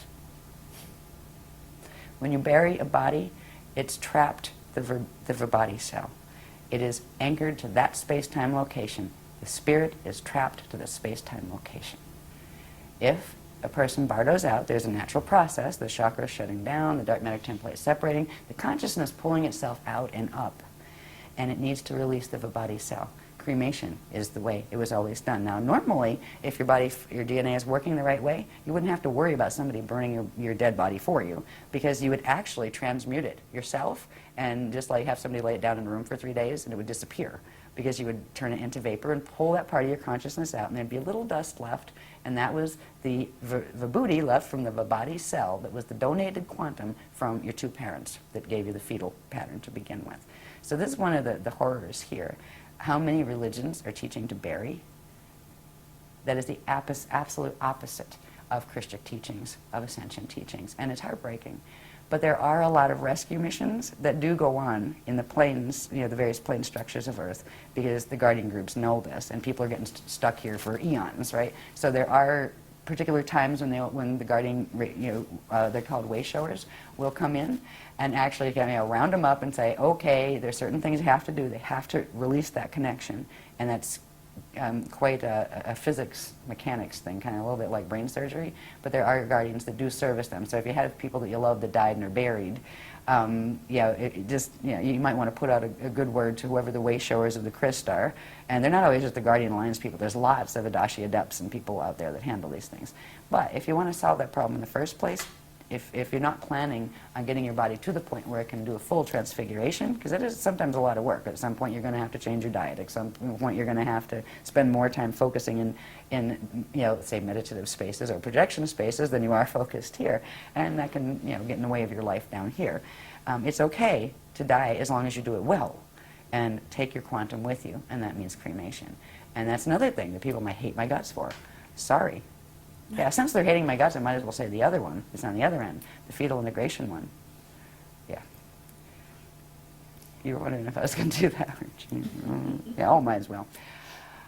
In the natural process, it's been explained very, very clearly, the fetal integration process, from the point when an egg and sperm come together. I mean, down to the first 12 seconds. The second, what happens? What part of the spirit body grows first? What part of the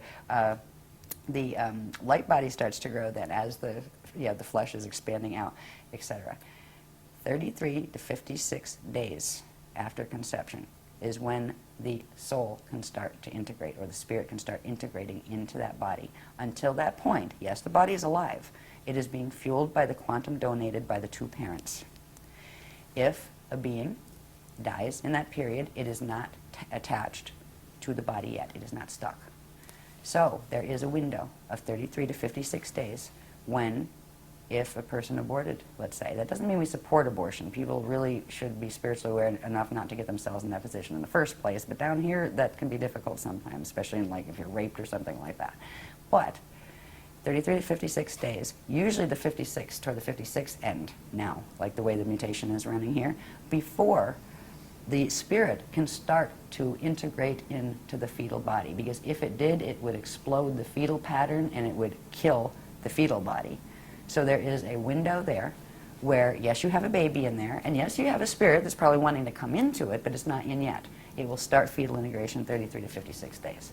And that's another one. So if everybody really wants to not like me, they can play with that too. And I'm sure the Catholic people won't be happy with me at all, and I'm sorry. I won't even get into where the Bible came from. In the Council of Nicaea in 325 AD, when Rome decided it wanted to unify all its territories and called everybody together and created the canonized Bible by taking pieces of old records from various places. So we all have our own beliefs, and I really hope the people of other faiths can respect ours, and we will respect yours. Anyway. Let me get back on the grass so I can done with these. Okay, no, that's absolutely fine. Oh, and talk about just hitting every little bit. Well, that's what we're all about here. We're just It breaking just open felt the like box it was the right place to put that. as I much don't as know possible. why. Pushing the envelope. Well, it's already been said. I mean, these things have been published, they've been said in our workshops, but I've never been on YouTube. Well, get ready. to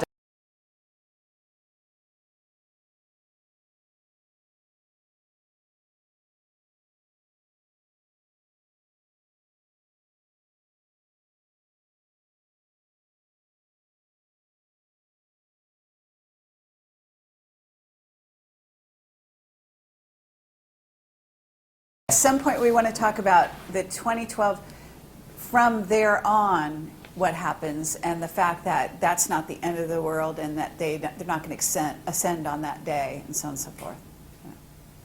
Yeah, their story of they were going to ascend on that day meant you were going to become extinct on that day. Right. Yeah, if the Metatronic crew had their way. Anyway, I want to show a couple of things because I want to get to one point that shows something that is important that has to do with the what to do. The linking code, there is a linking code, and I'll show you how it works. But first I just want to, they're asking me to put these up, just to get a view on these. These are, we showed the light body structure of the flame body and the activations. The part of the activations that when you do the flame body, it also begins activating these parts of the field that are part of the chariot of fire. So we'll be activating those parts. They build up to activating the Christ star vehicle, the Merkaba levels, that build up to the Christ star vehicle, and that builds up to activating the Amaranth. Just hold it there. Okay, now.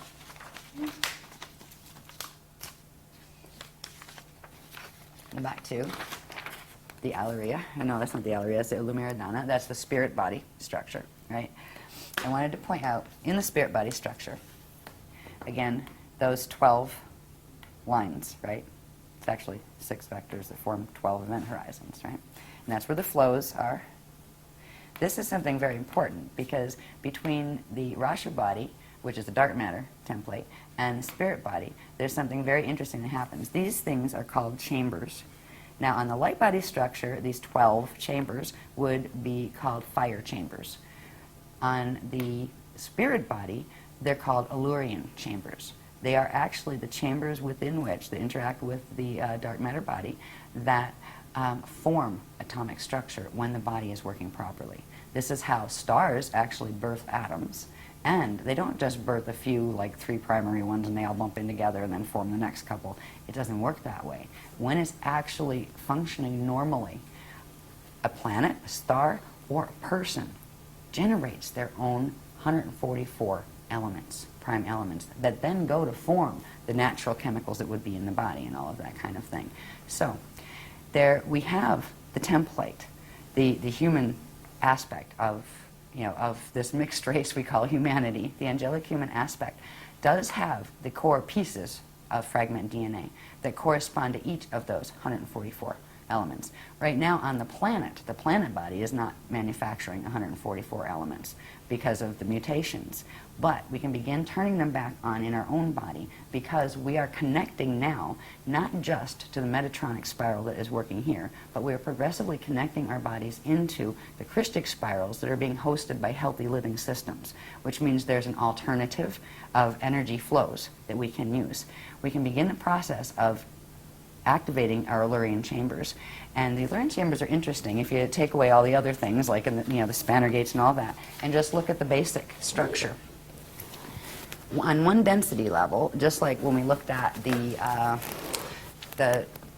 things that became the spherical maps, where there were 4 of those sets, right, embedded. Well, this is 4. You have one for D1, D2, D3, and then what's called the density level one, and that's the one that corresponds to, let's say, the space between D3 and D4. All right, so you again have a 4-level structure. Each one of these, on, like say on D1, manufactures a set of 12, a set of 12. These each manufacture one of the elements, one of the 144 elements. When you take it all the way up to the 12-dimensional structure, you will get the 144 elements. So each line corresponds with a certain specific set. On D1 it'll be this. On D2 it steps down to that. On D3, it steps up to that. we went through a whole series of things that explained this process in depth, right? As far as how the elements are manufactured, how they're supposed to be manufactured in the natural structure of the spirit body. And it had our own atomic chart, like the kind that resembles the atomic chart that you see in physics class or whatever.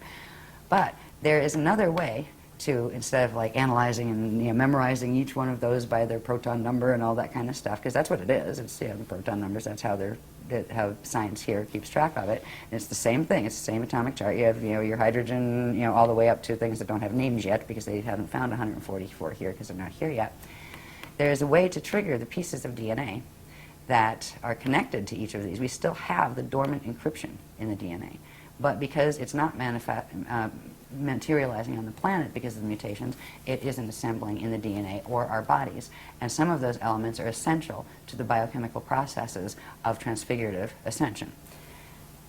There is a way, now again if we look at this pretty little thing. This is again putting the flows back where we just had the lines showing there, the lines with their atomic numbers on them, right? This actually is there's 4 layers to this, which corresponds to the 4 sets there, and it has its 12 flows. Each of these has certain sets of colors that not only go with what comes up the center line, but if you'll notice on this one, and I have it upside down, if you notice on this one, it has to do with the circulation where energy comes up one of these and then flows down these. It actually comes up through, I believe it goes out. Which ones are actually tonal? This is the interface between the 12 lines that are of the spirit body and the 12 lines that are of the light body. And there's an interaction between them, and it's through that. You also have the Rasha body in there. There's 3 different currents running that actually form the elements that are the atomic elements. And these flows that actually come up here, and I just have them going over here and then come back down here. So there's this interaction where these base elements here will come up and they manufacture other ones as they interact with the currents that are coming up here, and these currents split and come down here, and that's going on all the way around, right? So there's this whole set of mathematical interactions that take place in the structures that unite the Rasha dark matter body, the spirit body, and the light body, through which the atomic body is formed. And these numbers correspond to the colors that correspond to the frequency bands of each of these. There would be a color. There's a color spectrum that goes, say, 1 through 12. 1 is red, D1 is red, D2 is orange, D3 is yellow, all the way out to D12, which is that white, the liquid light white color. So the colors correspond to the frequencies, and the frequencies, the colors correspond to, these colors would change on each line because the numbers change. It's called the mix master, and this has to do with quite a complicated process of what angles, which dimensional level is at. So they're not all on the same. You might have axiotonal line 1, say here, and then it becomes line 4 on this level, and then it might be line 6 on this level because of the shifts in these spheres where they're not all with their 12s pointed up, in other words. So it is literally the atomic creation factory that our bodies are supposed to be, that a planet body is supposed to be, a star body is supposed to be, to begin triggering the activation of those 144 presently dormant, most of them, elements in the body. This code can be used through optical pineal induction. Now, it works a bit in its black and white form, where it shows its number correspondences. And the number correspondences correspond to colors and to the information that is actually on this chart, right? The technical mathematical information. But it is most powerful when it's in color, where its colors radiate. And we've been very, very fortunate. There's a lovely lady named Sue from England that does all our code work, and she does an amazing job with taking the codes. And it's this code. It's called the Alaria Rashatan.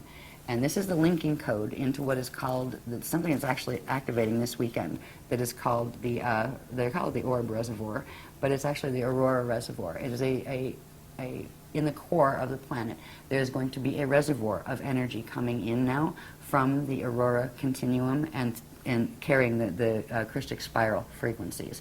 And just using this code, which actually contains the whole imprint, the whole template, for the 144 different elements, and simply you can just put out the intention, go down to Earth's core, holding an image of it in your mind, just kind of like even inhale it once and go, and just send down to Earth core with the intention that I want to ride the crystal spiral, right? And that is a start. That will link. It's that simple to link. Now, once you link, then there's the light body and the various pieces of yourself you might want to put back together if you want your fields to be strong enough to handle that period, the periods that are going to come up in, between now and 2012. But it is the simplest host I have ever seen. We didn't have it this easy. The groups didn't. We had to work piece by piece, starting with the light body, just to be able to fix that level so we could bring those frequencies in so they could activate on the planet. Right? So we did a lot of hard work to get it to the point where this reservoir could be created that is available to anybody who chooses to choose to go on the Christ host. So that is the first start. There's other stuff you can do, and there's we already have tons of techniques to begin the other parts for people who want it. If you don't want it, that's fine. But that is a linking code, and it's directly keyed. It's not just a pretty little picture. It is directly keyed to the atomic chart, the Alleria chambers, the Allerian chambers chart. There's a whole set of workshop things that go with this, so I just tried to paraphrase it fast. I wanted to get that in there, and there's one more thing I would like to get in here. Oh, look at this. We're at the bottom of the pile. I'm so happy. Yeah, I mean, I love talking about it, but I get weary, just like people get weary listening to me. It's like, yeah, I need a wake-up band sometimes in the workshops. You're doing a great job. So. Thank you. Do not worry. Try to do these the simple way. There's a lot of information in these, and I don't have to, I'm not going to read all the little pieces and stuff, that takes forever, but this information is in the Irish, the Ireland workshop, which is what, Sliders 5? 6. That was 6, right? Sliders 6 workshop has the whole set of these charts and talks about this. What you're looking at here is our sun, okay, in the center. This would be our, the solar plane, or where Earth is orbiting around the sun. And it's not done in scale, it's just done with that sun at the center just to show these relationships. Over here, you would have Earth with its staff and its rods and shield at its tilt, right? So actually this is one of the rods and this is one of the rods, or chambers. And the tilt here, you can see it on the shields. So that's Earth sitting at this angle in the solar plane, and this is like the solar north up here.